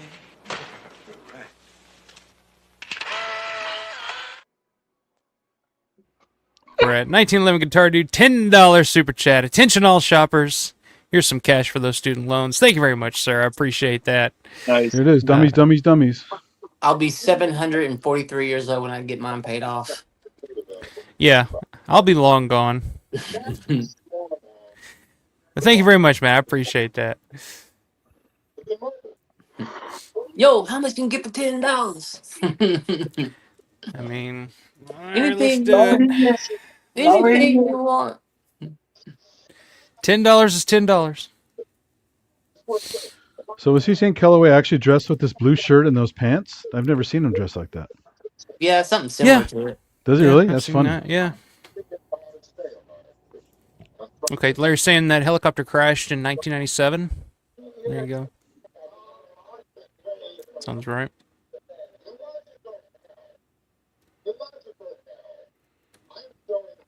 Yeah, that was the one thing they stole for the Dawn of the Dead remake. They put a CGI WGN copter in there. Yeah. Rick's saying the helicopter belongs in a museum.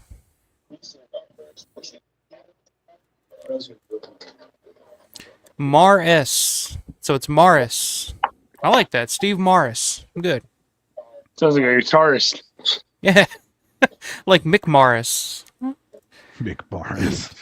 Oh, look at that. There you go. Probably this, J.C. Penney's. John is requesting that we don't get all shit-faced around him, so... I'm over. Game over. Insert credit gets in to continue. You lose, Paul. Yeah, I definitely lose, fellas.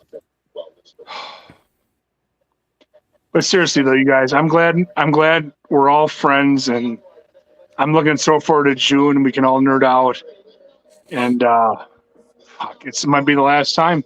So, yeah. By the way, I hope he has more of those VIP things because I missed the timing of it. I didn't have the money at the time, and I hope he does have more stuff. Kevin posted something about he was going to possibly open up some more spots. So I hope so. Keep an eye out for that. I have the money now. I just didn't then. There goes Roger. I just love, you can see so much in Roger's, like his expressions. Like when he first pulls that blanket down, you see he's like, almost like, oh no. Like inside, he's like, oh shit, I'm one of them. oh no, what do I do? What do I do? And then by But the they're end, he's still- just like, all right, I'm coming. There's Yeah, he still was part of trying not Roger to, like in you there. said. Yeah. Yeah. Yeah.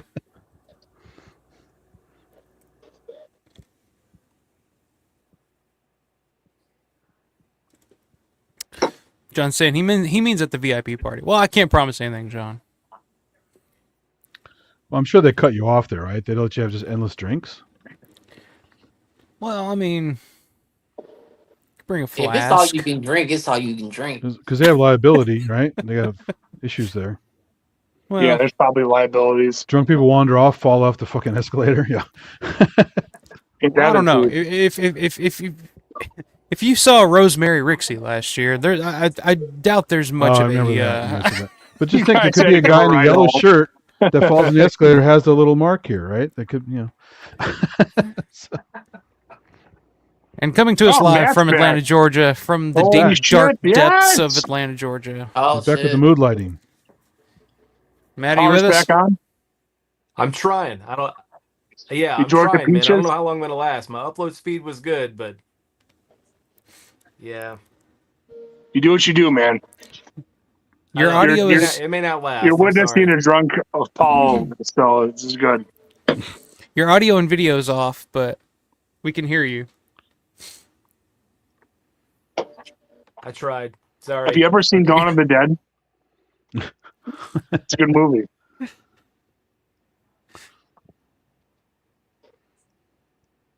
Pour one for his homies.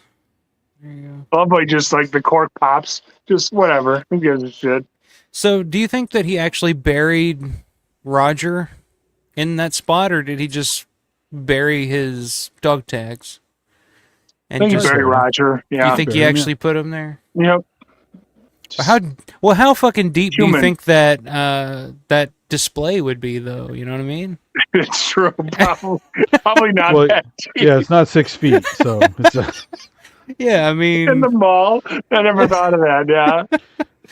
maybe he I've put him in a always plastic wondered bag that. first, and then he buried him. So Maybe like 2 feet. All right. Like a Permane Brothers sub. Let's just say that.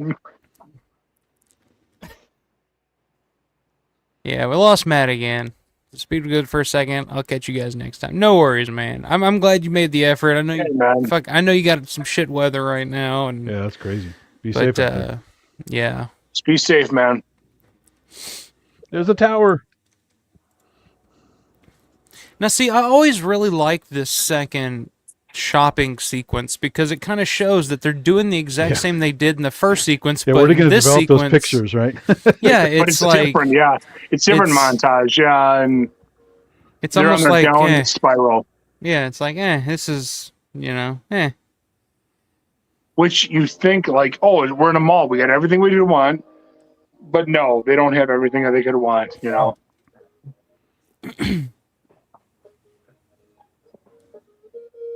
And I love how she blows like her breath or whatever, and the tag moves around.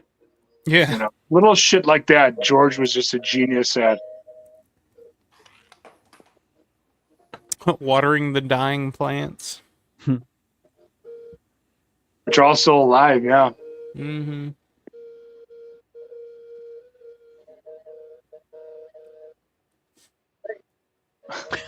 I love it. Yeah, And when you finish with that, we'll go take it and drop it off at the drugstore. He just lost his balls again. his face. I love it. Yeah, he's like, "Fuck Yeah. you."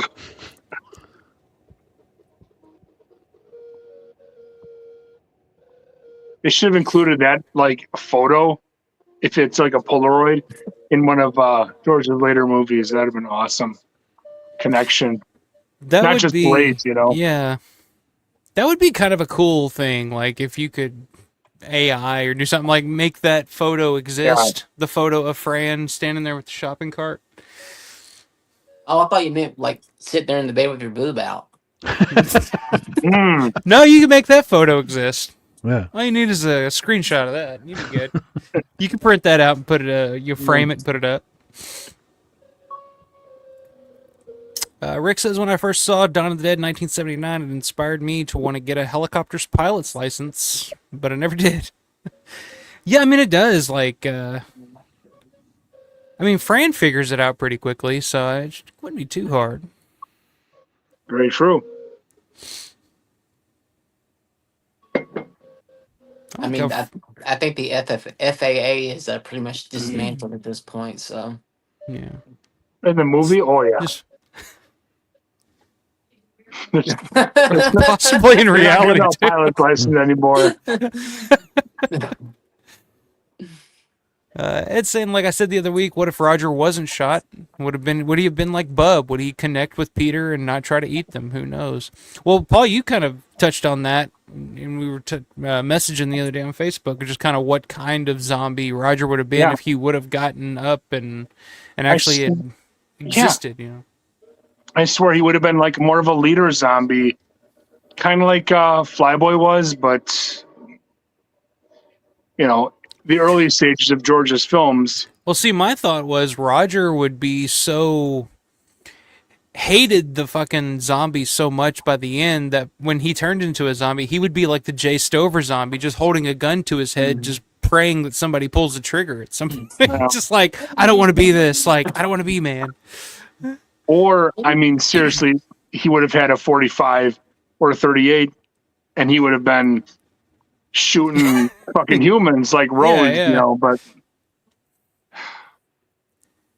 definitely Roger was definitely a heroic zombie if he would have been kind of like Flyboy, because he has the firearms ammunition would have been in his brain. I'm fucking drunk. I'm sorry, guys. I'm trying to talk as best I can, but it's not good. His training. Yeah, we get you. The movie's going on, and I'm just trying to do this as best I can. So trying to identify with Roger in the best possible way. Yeah, Roger's doing it. Roger's doing okay. I still say he would have been like a self-hating zombie. He would have just been like, I don't want to be this. Like he wanted to die then? Yeah, like because you say at the, I mean, when Roger before he dies, I don't want to be walking around like that. You know, just disgusted. You know. He's like self-harm. He's like a cutter zombie. True, he's like... Yeah. He's a depressed, you know, self-hating zombie. You know? Because that's my theory on the Jay Stover zombie, is that he's walking around with that rifle pointed to his head because he wants somebody to come up and pull that trigger. Doesn't know how to get it to go off. Yeah, but he doesn't, because there's in his back of his mind, his human memory or whatever, he knows, like, I don't want to be here. Like, but Jay Stover doesn't have like the knowledge or background like Roger has, where he's, you know, SWAT background. Firearms, you know. Would Roger have been the first suicidal zombie? It could also be Stover was a curious, and he didn't know because he's dead. He's know about don't look down the barrel of a gun, but much more with it. I don't know, man. Yeah, kind of. That's how I think. I'm gonna be hungover tomorrow. Paul is shit faced. Oh my god. This is awesome. Fucking, he turns that back on the TV. Like, fuck you. There's gonna be a broadcast. It's the power dynamic. He's like, take this. It's part of his reclaiming his balls, you know. Yeah. Kind of. Like, not very well, but he's trying. I am the man, and you will cook my meals in this hideout in the mall. And I will watch this TV. It's more like saying no, really. So. And then there's this. I'll teach you how to fly a helicopter. We got this. Riverman's got a question. Riverman says, I got a random question. In the extended mall cut, what sentence did David Emge type on the typewriter? I was always curious about that. Anybody know that? It's a fun little piece of trivia. Now is the time. Now is the time. Yep. There you go. Now is the time, which is apparently like a phrase that, like a common phrase, like a common sentence students use. That would, that typing classes would use.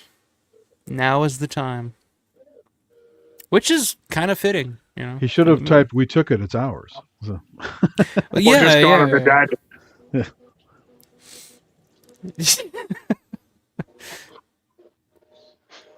Son of a bitch. There you go, Larry. Now is the time. It's part of a typing exercise. There you go. Yeah, Larry. No worries, right? Yeah, we're super nerds, Riverman. If you haven't figured it out, like, we're super nerds. We got the answers to a lot of questions here. Remember the first time I saw a Switchcomb? I was probably like 5th grade or something like that. It's funny because like I was mentioning the Dead Pit stream last night, and Uncle Bill was talking about. He was like, because they were talking about Dawn of the Dead, and Uncle Bill was like, because Dawn of the Dead is Uncle Bill's favorite movie ever. And he was like, I thought I loved Dawn of the Dead until I saw Alpha and some of the people he has on his channel, and I'm like, I don't know shit about Dawn of the Dead. Like these people know fucking everything there is to know about it.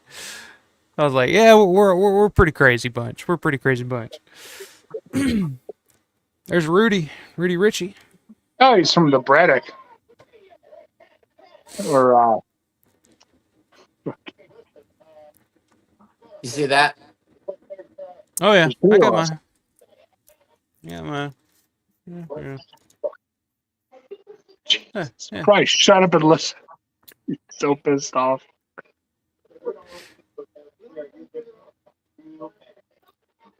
Done. And they're drinking High Lifes. I love it. That shit tastes like piss. So in my extract pack, I put on the Facebook link. I have his holy shit. It's very funny, just isolated. Holy shit! Yeah, The way he I says always it. love that line. Yeah. Yeah. Holy shit! Holy shit! They'll get in. They'll move the trucks.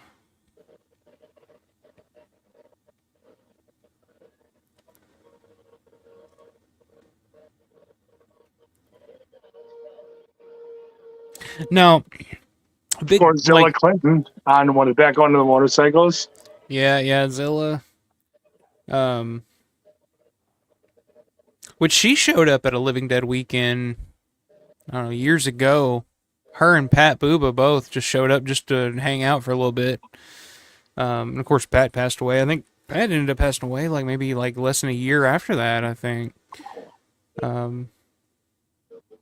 But yeah, she would be awesome to meet. I'd love that. That's a name that I would pay a lot of money to get on my poster. Is Zilla Clinton. In fact, the way he says the holy shit there, it sounds a little bit like his character in the Booby Hatch. What's his character's name in the Booby Hatch? Tony God. something or other. No, it's shit. What is it? He's trying to do like a Bogart kind of accent. Or? Yeah. What is his name from that? Tony Rigatoni or something crazy like that. Yeah, it's something like that. Yeah. God damn! If you wouldn't have said that, I would have known.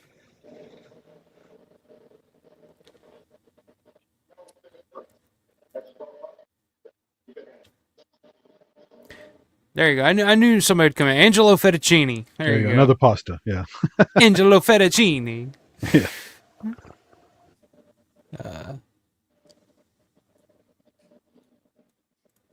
Yeah, that's what it was. Zilla and Pat popped in at the first Living Dead Weekend in Monroeville 2017. And another one is like Tommy Lafitte, the fucking Miguel. He'll just pop up and just show up just to hang out for a couple hours and leave. And he just has no interest in actually being an actual guest and having a table there. It's too bad. Yeah, I've even reached out to him on Facebook and was like, "Hey, I'm willing to pay some money." Mm-hmm. Nothing. He's just Well, I see his autograph all the time on eBay. Yeah, I don't know if it's legit. That's true too. Him and Jim Bafko. I see Bafko's autograph on eBay all the time. I often wonder if he just prints pictures of himself and signs them and sells them on eBay. Right. Fuck it, I'd do that. The sledgehammer shots crack me up because they don't do that much damage. He's having fun. So. Yeah. Well, a lot of these at this point they're just having fun with the pies and everything like that. The fucking seltzer bottles, There's Joe Shelby. Let's see if we can name everybody. Nick Tallow there. Pat Booba. I had a fucking thing slides open. Let's just shoot the goddamn locks. See, now this, to me, in this cut, this drags out a little long. Like the whole conversation between everybody. Drags a little long. Yeah, but I love that because it just shows that they're one coherent group of these bikers trying to get the mall, and it also helps that they're all slightly Italian, the mustaches and stuff. It's funny that even the Santa Claus cuts didn't make it into the extended mall thing, where Yeah. Romero's dressed as Santa Claus. Other than that quick little shot. Yeah, you get a in the flash. That's background. it. Yeah. Zombies. I think that's the first time in any of Romero's films that the word zombie is used. It is. Yep. Just happens to be there. And Peter's a crack shot with a sniper rifle, so we got nothing to worry about. Well, of course, because in the end shot, he shoots downstairs, around a corner, and then out the side angle of the loading dock. It's the original magic bullet. Forget Oswald, right? So yeah, it's movie magic, man. Movie magic. Yep. We can thank Michael Gornick for that. Fuck. Guy was a genius. But I love when I visited there, and it's just like, oh yeah, that shot would never. There's no possible way they could ever get a shot like that. Nope.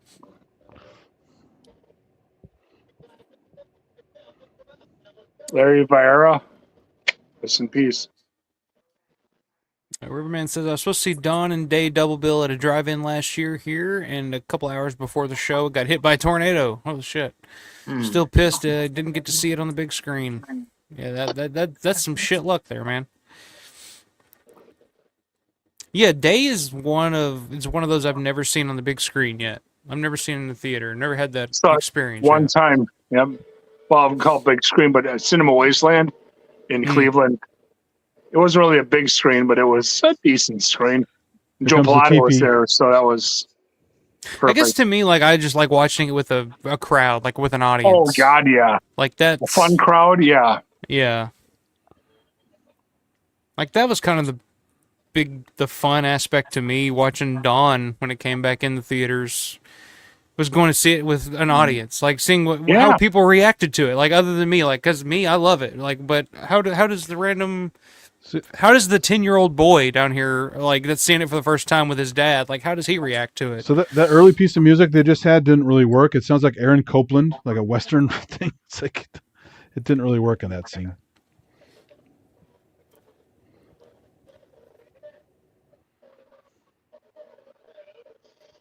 Here's the flash of red, right? It's coming up. Will Ferrell zombie.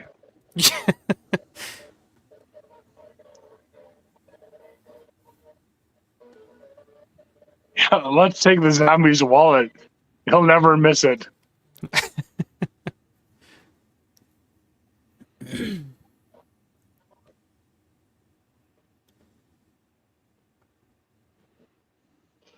That's what pissed me off the most. All the firearms and ammunition. Yeah. Oh, man. It's the worst. Like when the guy picks up the shirt and throws it back. Oh, yeah, I'm glad he did that. Yeah, that'll teach him. I love, and there's a certain way that Romero, like when the bikers are raiding the mall and stealing everything, it's almost like they're doing it with no respect for the mall. They're just like, fuck it. Whereas like when the main four are doing it, it's like, oh, this is ours now. They're doing it respectful. I don't know how to phrase it, but it's different.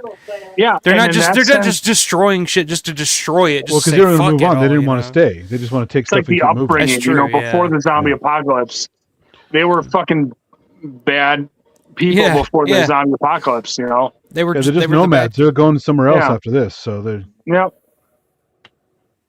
Whereas like the main four, it's like their home.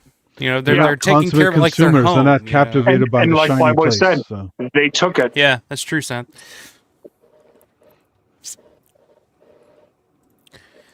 Matt says, I'm definitely going to see Day if they announce it as a Friday night movie. Yeah, I'm definitely there too for that Friday night show, because just to see Day on the big screen. For sure. And Matt's saying, let's do a commentary on that one too. When I fucking have power and Wi-Fi, we'll do a live commentary at the screening. We'll do that. We'll just yell it Mr. over. Science and just Theater, piss everybody off. But yeah, definitely, Matt. We'll definitely do that. Say goodbye, creep. Love it. By the way, any idea when the 3D Dawn will come back out again? Because I missed it. I don't think it will.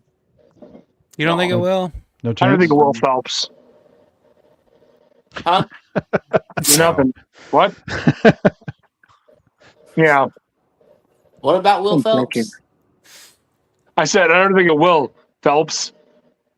Check, please.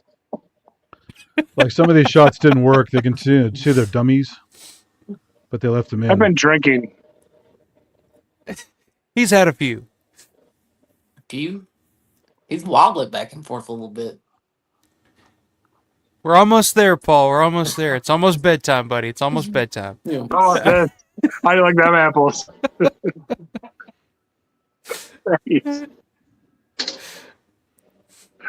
Oh, shit. Oh, fuck. Mark Cooper. Oh. There I'm you go, telling man. you, that bump that zombie does into that fountain is Jesus Christ.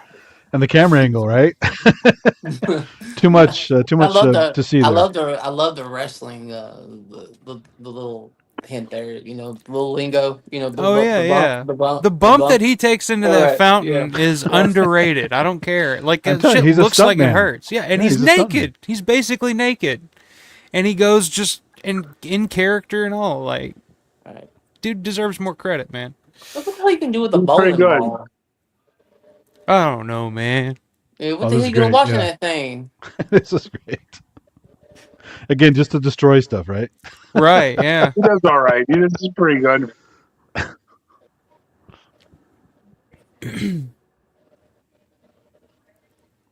I like he does that little scoot at the end of Yeah, that little slide, yeah, on the shoes.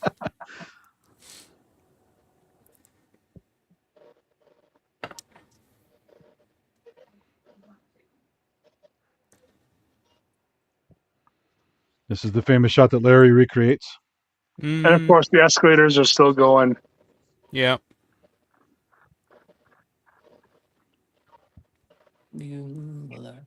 Oh, fucking naturalizer.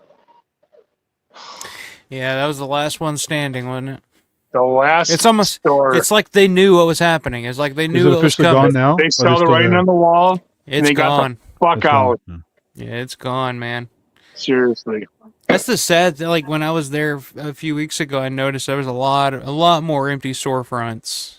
Oh man, dude, I don't want to hear that. We stopped by on Larry's tour, and people came out and chatted a bit. It was nice to have them talk about their store a little bit. Well, apparently that they've already tripled the rent for the storefront in the mall. So a lot of stores are just saying, "Fuck it, we're out." Sure. So, whereas You know Kevin was just like, "Fuck it, I'll pay it. I don't give a shit." So Kevin's just like, Hey. "All right, I'm staying here until the fucking end." It's almost like a model of what's happening to this country. Seriously though, Michael, It's we all Black Rock. knew it was coming. I can't stress enough. We all knew it was coming. It sucks ass, but it's just how it is, you know. Malls are dying. Even, yeah. But see, I just think that mentality, because I live in Evansville, Indiana. We have a shopping mall here that's packed constantly. Like it is, there's shit happening. Like every storefront is filled. Like people are always there, and you can do something. You can do shit with a shop. People will go to a shopping mall if there's something to go to. But I feel like everywhere's just like Did you see the streams I did at the local one called Valley Fair? Where they have all the fancy stores like Swarovski and all the designer. It's like Rodeo Drive in a mall. Oh yeah, they got that in Nashville, Green Yeah. Hills So Mall. when you make just these like like that. glitzy malls, then people go nuts for them. Oh yeah, oh yeah. Throw a goddamn Godiva store in one of those malls, people will fucking flock to it. You know. All the major brands, Gucci, Which is what I was kind of Christian hoping that Louboutin. would happen with Monroeville Mall. Like, if anything, if whoever buys it, like maybe make it an upscale mall or whatever. But You would have to. But it's not the right area I for feel it, like right? It's a working class area. They're not going to go for a mall like that. Yeah, no, Yeah. no. But what I was saying, like when I was talking to Larry about this, I was like, you know, the way that Nashville, all their malls are dead. Cool Springs Mall, Rivergate Mall, all those are dead. But Opry Mills is the mall to go to in Nashville now. That's the only mall left, but it's still a happening mall. Like, what if they bought the Monroeville Mall and turned it into the mall to go to for Pittsburgh? Like, you know. But nope, it's going to be a Walmart. Which is fitting. So it is gonna be a Walmart? I mean, we don't know for sure yet, but I mean, if Walmart buys something, odds are they're planning on making it a fucking Walmart, you know? They're not really in the, not that I know of, I've never heard of Walmart, you know, in the, you know, doing anything other than building Walmarts or Sam's Clubs, you know? Right. But I would feel like they probably bought that. I mean, that's just a lot of money to buy and just turn it into a Walmart, you know? Yeah, and a lot of land, too, a lot of land. Yeah, like, it's weird. There's way more land than a Walmart would need to, you know, to build upon. Fucking go to Walmart on Twitter and call them out, but like, hey, what's the deal with the Monroeville Mall? What have you done with it? Or what are your plans with it? No, you can't even get up. What are your plans with my daughter? Oh. He wasn't lying. There's the Under Armour. He's got the Paul Under can't Armour even- shorts now. Someone check on Paul. He's not gonna make it, man. Well, we're at the point where everybody's getting torn to shreds. There's poor Tony Booba, and he's got. I his love when he's arms carrying down. that mannequin around. That's so great. It's like, what's he going to do with that mannequin? You know, there's not much to choose from at this point. Yeah, but it's hard. It's plastic. You know, it's something. You know what they say: a hard man is good to find. Now, It goes for women too. If they broke into a real doll factory, then they got something, right? So There you go. Yeah, I don't think they had those yet. I don't think they had those. they quite yet. didn't know. Mannequins were all we had back in the day, my man. Mentioned you have to ask Lee, but I don't know if it'll run again. Yeah, I don't know. Maybe for like special screenings for like conventions or something. But Man, props to Lee for real for doing that. yeah, that's a good point too, John. John's saying the mall's been open for over 55 fucking years. That's some run. Yeah, that's true. I mean, you can't say that about most malls. I mean, Monroeville Mall was one of the first malls of that kind, you know. The mall I was just talking about, that's about the same age. The Valley Fair Mall has been on forever. Mm.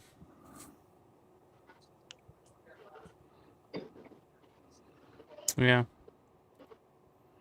Matt St. John's right. It's surprising how long it has made it. I'm glad we've all been able to make it there. Yeah, and that's what I'm saying. That's what I'm saying, guys. If you've never been to Monroeville Mall, if you've always wanted to, like, now's the time. Like, as Flyboy typed on the typewriter that we watched earlier, now is the time. Yeah. Like, because if that's not a sign, I don't know what is. Exactly. Now is the time. Get there, just to have that experience to say, hey, I've fucking been there. I love this movie. I've always wanted to go to this place. It's literally the main. It's a beloved character from your favorite movie. That's what it's like. It's like visiting the character from your favorite movie. Who's your favorite guy with a funny face? Yeah, this guy, Andy Warhol zombie. Anybody know who the fuck this is? Larry, John, anybody know who that zombie is? Because get that guy to Living Dead Weekend, because that is one of the best, most underrated zombies in Romero's filmography, period. Just the facials and, yeah. But yes, guys. Living Dead Weekend. Get it done. Now is the time. As Flyboy typed on the typewriter. He was telling you all. Living Dead Weekend. Get it done. June 2025, people get there. Seriously. Drunkenstein's in the house, zombie staff. He says, Drunkenstein. Is that you, Paul? Are you Drunkenstein? No, I'm not. I assure you. Paul's taking over for Stukas tonight, doing the drunk part of the Yeah, Stukas is usually the one that's shit-faced. We get shit-faced on the streams. I love it anyway, Paul. John said, think of it. Yeah, here we go. John said, think of it like this. Night of the Living Dead was released only like 6 months earlier. That's true. Yeah. Night of the Living Dead was released 6 months earlier than the opening of the Monroeville Mall. That's true. Riverman's always had a soft spot for Phantom of the Mall. Any fans of Phantom of the Mall in here? Never heard of it. No. Phantom of the Paradise. Yeah, I know that one. I've heard of it. I've heard of it. I like to kick his ass just once. Oh, what's his name? It's saying my thought: tear them all down, build a Walmart, and then rent out the land surrounding it to other businesses. They did something similar here. That's probably most likely, I would say. Unfortunately, Yeah, there's the stinger that's ruined. yeah, It's still decent, but it's not the same. not quite as good.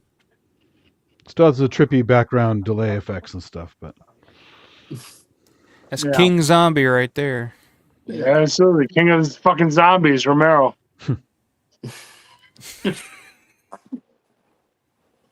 It was so perfect, like his walk and everything. I think Well, if you think about it, Paul's white girl wasted. I know Paul's about to get naked on here and start twerking on fucking camera. Like this is gonna be something, guys. Y'all better stay tuned. But no, if you think about it, Girl, shut Flyboy. that ass up and shit. No, I'm not. Come on, fellas. We're all fans. Too much Jack Daniels. That's the only why. Can you crush that Miller Lite on your forehead? No, I gotta finish it first. Oh. But if you think about it, Flyboy was the first like main character that we got to see come back as a zombie and do like a zombie walk and all that. Because Night of the Living Dead, there's really no main character that dies, comes back as a zombie, and other than I guess Karen Cooper maybe, but in terms Flyboy was a hero zombie, definitely. Yeah. So we have to do a variation of that. Light, fuck that shit. Pabst Blue Ribbon. Sorry, Will, I can't do it. That's okay.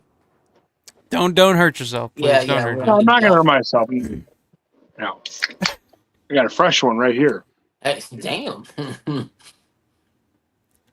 Okay, so Drunkenstein is confirming he is not Paul. Okay. And then Chopping Mall is Chopping Mall is I great, like yeah. Chopping Mall. Barbara I like Crampton. Chopping Mall. That's a fun one. I like it. Easy watch.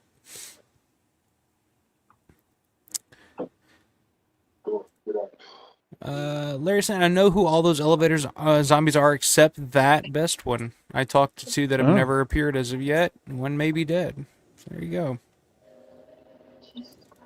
John saying, Paul, please don't cry. I'll be fine. Thanks. John said, or are you going to puke? That would rule. No. So cry or puke. No. One of those. No one puke and I'll be fine. Do both at the same time. The movie's not even over yet. No, This sucks though. Flyboy just got a bullet. We got like 3 minutes. Yeah, Flyboy just got his. Yep. Gary Zeller owned. Save the clock tower. Paul's the man. Love you, dude. Guys, Save the Matt, clock tower. Matt's out there. There you go. I've had lots of drinks tonight, guys. If you couldn't tell. Rick North Going Llama says, what was the name of the sidecar punk biker in the mall scene in Dawn of the Dead? Sidecar punk biker, that's Larry Vera. He doesn't really have a name. It's Larry Vera, though. He died some years back, though. And the guy driving it's old Butchie. And he passed away, 2 years ago now? Was Butchie one of the pagans? Yeah. That's a damn good question. Yeah, I think he was, but he was also Probably the guy like... He looked the part. Yeah. He's the owner of I'm Penny's. gonna go with that. Always first quality. Bonnie, good question. Why didn't they ever put a lock or bar on that door? Well, I mean, they built the wall, so I guess they felt like they didn't need to do that. But Roger Waters built the wall. That's true, too. That's true. Yeah, but he made it out of cardboard boxes. Yeah, that's true. It was a very thin wall, but it was a wall nonetheless.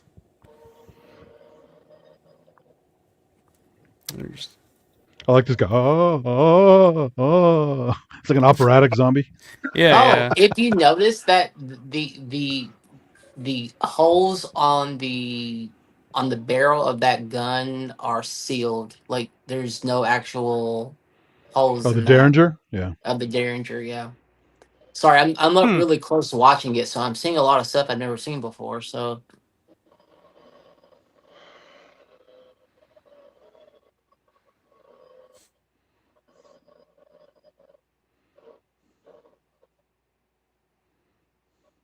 Oh yeah.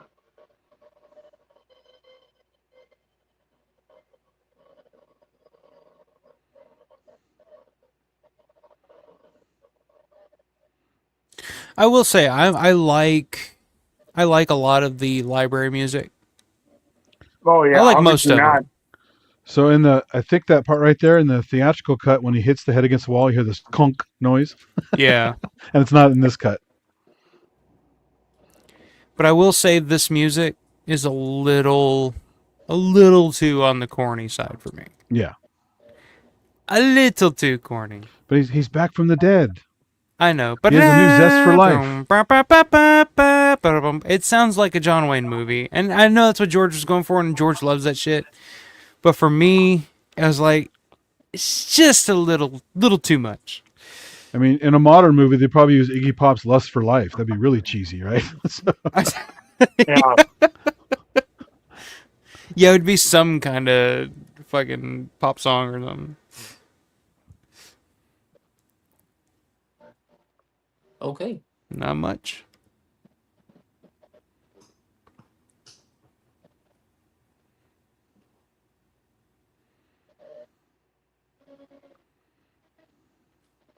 There's your girl, Will. Yep, I know. I see her.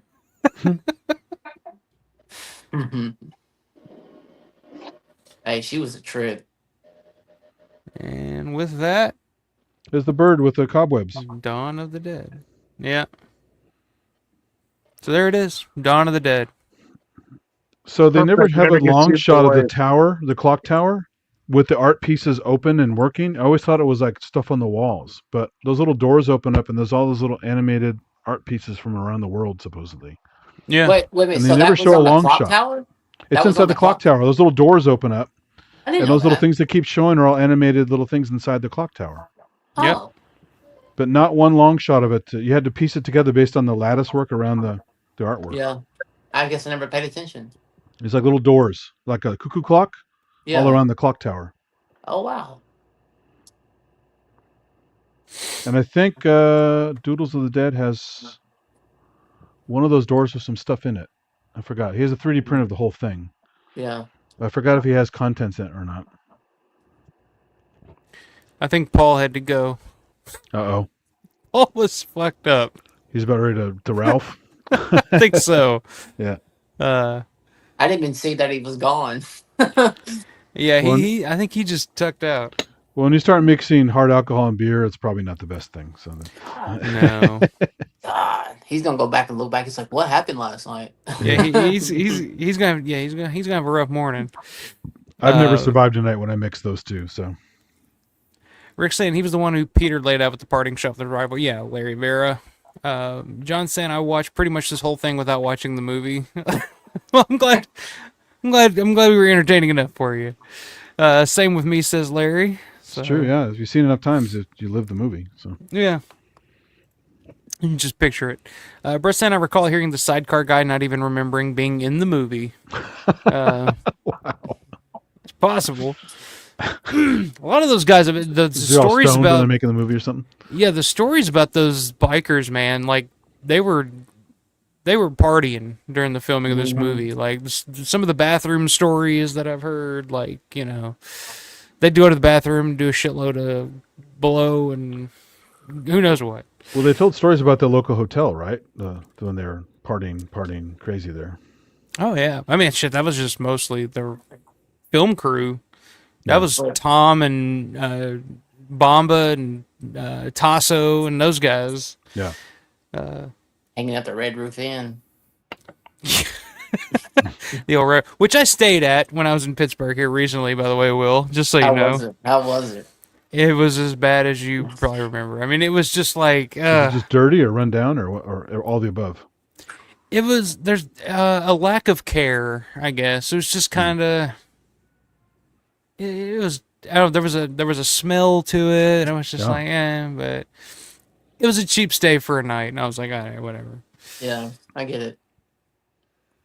You wanted a memorable place to stay. You got a memorable place to stay. So. That was definitely memorable. Yeah. Yeah, it's a memorable spot. John says Butchie has claimed that the back of his bike that he had was part of the truck from Night. That's interesting. I've never heard that. I find that pretty suspect. I think they knew Butchie back then. I'd like to get to the bottom of that. Yeah, I'd like to find that out because I've never heard that before. Well, doesn't Kevin have the bike? Is it that bike? No, I think that's a different motorcycle than the one that Butchie was riding. That one was John Helbig. I think his bike, his motorcycle, the one that Kevin has right now. Hey, what's up, Mayor? Mayor's in the house. So what cut are you guys watching tonight? We were watching the Cannes cut, or the extended cut, or the director's cut, or whatever the hell kind of cut you want to call it. And we just finished it. And poor Paul, man. I'm gonna have to, I hope he's all right. You know, I'm gonna text him. He's clinging to a commode somewhere right now, I think. But good to see the mayor in here as always. Let me hit some of these comments here, and then we'll head on out for the night. Bonnie says I crochet with it on. I can see it without always having to watch. There you go. Yeah. See, like that's why we all gather to this spot. We're all in the same boat here. We're all. Another funny thing I forgot to mention at the airport is they had trouble with the bullet holes in the door where the kids come out. And so Romero had the idea of the screwdriver stop motion style, where you keep punching a hole and take a shot, punch a hole. You see the papers move a little bit. Yeah. Which that's a trick that he learned. Who did that first? I remember hearing him talk about that. I think that's an old school trick, yeah. Powell and Pressburger trick that he learned from Tales from Hoffman. I did a similar thing when I made one of my little Super 8 films for a class, and it was I had a dummy where my dad came out and shot an Uzi replica I had with the shells fly out, and my brother was supposed to be getting shot on the lawn, and I tried doing some cool shots where like I had blood tubing and blood was going to squirt out, and it just totally didn't work. So I basically had to do a same kind of thing. I had to put splotches on the shirt and do stop motion style. So. Yeah. Anna, what's going on, Anna? Anna 3B is here. A little people showing up late here. A lot of late night owls here tonight, but good to see you, Anna. What's going on? 1911 Guitar Dude says, I hear the gunk in my head whenever you're in a mall. Yeah. I think that's normal. The music that I hear anytime I walk into a mall is the do do do do do. Yeah. That's always in my head anytime I'm walking through a mall or walking into a mall. It's like, yeah, so I'm totally with you there. Massey Norman England was talking about making the small figures of the clock tower bird when I spoke with him. That would rule. Yeah. Love that. With little cobwebs on it to be accurate. Little. Yeah. That's what we need. Yeah, Mayor, just in time for the gonk, my man. Riverman says, last question, did they film the alternate ending or no? They filmed it. They filmed that ending. I saw it. Larry, so they shot that on the first day of shooting. And I just saw the dummy dropping, not the head getting hit, right? Because they used the head elsewhere, I thought. The exploding head thing. Well, the final shot. Okay, so Larry has the footage, which maybe this year, all you guys check it out. Hell yeah. That's up to Larry. We'll watch it on the rooftop of the mall. Right. But so basically, one of the first things they shot was the final shot of Dawn of the Dead with the tragic ending. It's the shot of the helicopter with the propellers, and then you see Fran's body laying on the ground next to the helicopter, and then the zombies start to close in on Fran's body as the camera pans back, and you see, it's just a slow pan back as the zombies surround the body and start tearing it apart, and that would have been the final shot of the movie. So they did shoot the original ending, the tragic ending. Yeah, according to the script, the copter was supposed to sputter as the credits were. Right. Yeah. So like the final shot would be so like we're going to run out of fuel anyway. So yeah, so it's there's real just saying that there was no double escape. tragic. It's like Jesus Christ. So yeah, that was always a big question for me, and then I can say for a fact that they did shoot both endings, and they just went with the happier ending at the end. Yeah. What do you guys prefer? Do you like the happy ending, or would you have rather seen the tragic ending? Will wants tragedy. Yeah. I mean, sorry, that's just how I am. I can't help the it. tragic ending makes more sense, but people like to, I don't know, even in the horror, people like some kind of hope, I guess. So Yeah. Yeah. Ed's saying what I could watch was fun. Then there was 3. Yeah. Then there were 3. That's us. Paul passed out. Poor Matt's been swept away into Oz from the storms, which hopefully Matt's all right. Hopefully Paul's all right. Yeah, really. flying around.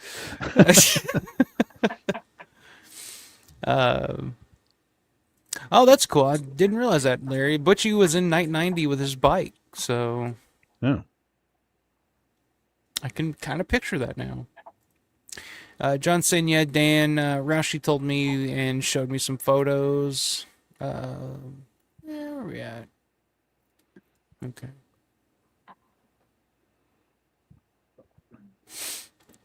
Back. Drunkenstein says, I'm a DJ and have used the truck moving sequence in music and sets. Hell yeah, man. Are you possibly in Wales right now, by the way? Are you that guy? Oh yeah. Oh, you're talking about Guy. Guy, yeah. Are you Yeah. are you that guy? Are you that guy? I don't think so. Because well, Guy actually commented on one of my videos here recently. He did. Oh, cool. Yeah. So he's so if this is Guy, what's up, man? But either way, what's up, Drunkenstein? Okay, You're talking about the Matt's tragic good. ending. The obviously Night is a tragic ending, but the other 2 weren't, right? So I guess he didn't want to make them all tragic endings. Well, see, like Romero, like all of his movies, Romero always loved tragic endings. Like Night was a tragic ending. I mean, Season of the Witch is kind of a tragic ending. Crazies is, especially the original ending for the Crazies, which they dropped the bomb on Evans City. Like that's a tragic ending. Yeah. So I mean, I just feel like, and I've heard Gornick talk about this, where he would say like George just didn't know how to end his movie, so he would just kill everybody. Creepshow, he would just say, George would just say, just fucking end it, man, just fucking end it. Creepshow's all sad endings and stuff. So. Yeah. Except for what are friends for? Yeah. You're right, yeah. Which that's kind of a happy ending. Okay, Drunkenstein is Australian, so it's a different DJ. So very cool. Well, good to have you in here, man. Representing all the way over in Australia. Big Silverchair fan here. So that's all I really know about Australia. Matt says, would have loved to have talked with you guys the rest of Dawn. Hopefully next time. Yeah, man. I mean, there are a few other cuts we can do. So, but you're always welcome on here anytime you want, man. Just rotate let me know. Who gets drunk and the next one. Yeah. I don't know how. I'm like 7 beers deep right now, but I mean, I wasn't pounding Jack Daniels like Paul was. So, God Almighty, that was something else. I hope Paul's all right. I'm going to have to message him in the morning, make sure he's all right. John says, well, I wouldn't say they shot it as they completed it. They certainly were open to it, but it was never completed. But Dawn is an action adventure, not so much horror, so happy is better. Yeah, I agree with that. I do think I prefer the happier ending. The darker ending would have been interesting, but I just feel like the way that it ended, I was never a big fan of. Like Peter shooting himself, that doesn't seem like a Peter move. You know what I mean? Like it doesn't seem like something Peter would do. And Fran's just jumping up into the propeller blades doesn't seem like something she would do either. Like also, even though Romero's not a studio guy, the happy ending opens the door for a direct sequel. Yeah. Well, I think the idea was that they wanted that Dario. I think the Italians kind of wanted more of a happier ending because Star Wars has just opened to huge business overseas, so they kind of wanted, to keep it open ended. I guess like that. Yeah, I agree, John. If it was straight horror, the Suicide one's better. It's more night-like. Yeah.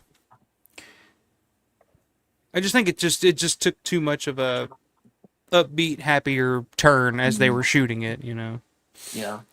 Larry says many people don't know this, but I visited Butchie in hospice years ago for my stuff signed and a pic with him since I missed seeing him at Living Dead Weekend in 2017, 2018. I was on tours. That's cool. I'm glad you got to meet because he what 2 years ago, 2023 I think is when he passed away. But yeah, he was a biker. He was one of the biker guys, but he was like, wasn't he a part of like the crews and stuff? Like he was on set a lot of the time, so he was kind of a middleman, I think, just kind of in the middle of both. And John says, well, the suicide ending was because I think he just didn't want to continue with zombies, which is weird because his original night treatment was basically 3 parts. Oh, interesting. Interesting. All right. Well, it's funny, during the commentary for this movie, where they're all sitting together, the phone's ringing and all that stuff, George is saying, "Hey, we should make another one of these." And then Tom mentions there's the Twilight of the Dead script floating around. He goes, "Oh no, I'd rather write it." Yeah. So he's open, obviously, to doing more because it's money, right? So it's. Well, especially at the time when that commentary was done, it was the early night, and George couldn't get anything made, so it was just like, yeah, I'm down to make another one. Go ahead, Will. Well, I was going to say, I heard Tom Savini talking on Sean Clark's podcast one day that he was supposed to be meeting with Charles Band, who did, Synth Knows, but about doing another zombie film, but the Full meeting Moon never happened. Studios, So, right? yeah, Full Moon. Yeah, And yep. before that, Empire Pictures. Yep. So I think it would be, so I guess Tom has something up his sleeve. I guess I don't know. So yeah, I don't know. I'd like to see what else Tom would be able to do, but yeah, at this point in his career, I don't know, what else there is left for him to do, I guess. But yeah. Anyway, guys, this has been fun. I'm gonna let you guys Yeah. get off here. We've lost depends. 2 already. 1 to a storm, 1 to extreme drunkenness. I'm glad you guys hung in with me. But this has been fun. I appreciate it as always. Synth, you got anything coming up, man? Do you want to plug? No, I mean, you see my wacky live streams when I have nothing better to do. But it's just random, man. Like I said last night, I was hanging out. I was just like waiting for the storm, so I'm just like going through. I'm just like, fuck. It's like here 2 a.m. So I was like, fuck. Since live, I wonder what he's up to. So I'm checking out. And I'm just like, you're just going up fucking San Francisco, and all of a sudden almost get mugged by a homeless guy. I'm just like, what the fuck? Well, actually, there were a couple of creepy guys. I didn't get all of them on camera, but there were a couple like making noise and stuff. But the reason I did it because the rain had just stopped. I was hiding in a bakery for a while, waiting for the rain to stop. And I go, oh, now it's beautiful. When they wet down sidewalks and roads for filmmaking, because the beautiful colors, the reflections, it's just a beautiful shot. So I mainly wanted to capture that a little bit for people hadn't seen that.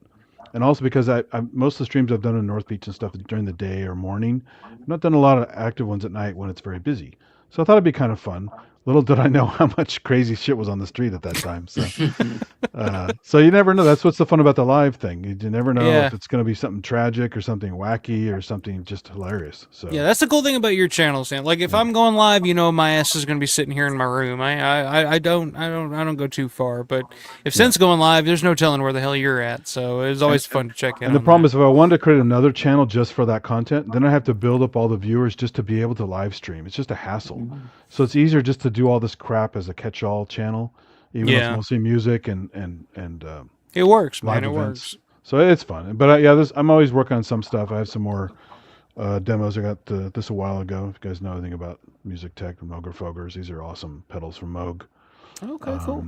And I haven't had a chance to demo it yet. So it's a ring modulator, really nice analog ring modulator. So more demos to come, more weird stuff. And you've probably seen this real quick, my tree trunk thing called the Somatera, which is one of the craziest instruments ever made. What the hell is that? It's literally a piece of wood with all these Right. brass contacts, and the more skin contact, and the more there's a 12 tone here for your notes on the left side here, or the right side on my camera, and on the other side, these are the timbral brass. I have settings over never here. seen one of those in my life. It's from Russia. This guy's crazy, man. He's a wild genius. It's called pretty the cool. Soma Terra. Huh. And I have a lot of Soma stuff, so this is really fun. I've already done a few videos on this, so look for more weird shit with this thing. Very cool. So, yeah. Very cool. Will, what are you doing these days, man? Just working, living life. Well, Nothing exciting. You It's know, good to stay busy. yeah. So I go back to work full time starting Monday. No more telework, so Oh that's gonna be no. fun. Oh. Yeah. Yeah, that sucks. A lot of people doing the 3-day thing, but Yeah. So Well, just that, and then anticipating June. So yeah, and it's funny. June is just a couple months away. It's know. coming up quick. Yep. So we'll figure all that out and look forward to seeing everybody in the stream. If you're gonna be there, let us know. Let's hang out. Let's chat and whatever the hell you guys want to talk about. I'm always down to hang out. I'll be there for a few days, so it'll be fun. But yeah, shop.alpharomero.store, TeePublic store. Check that out. Like the video, subscribe to the channel, all that good shit. Appreciate everybody in the chat tonight, hanging out, watching Dawn of the Dead with us. Drunkenstein will check in from time to time. Great channel. Appreciate it, Drunkenstein. Steven, always a pleasure, my man. Brett, pleasure as always. Anna is saying, how does that Russian instrument work? And there you go. Yeah. Check out you Sin's can live watch stream. two Find it out. 3-hour live streams or something like that. So There you go. But all right. Thanks again, guys. It's been fun. I'll see you guys soon. Hope you guys have a great rest of the night. When there's no room in your liver, the dead will have to leave the stream. So. That's true. That's true. We were falling off pretty quickly here. But, yeah. Right. All right. You guys have a great rest of the night. Great rest of the week. Good fun. Yeah.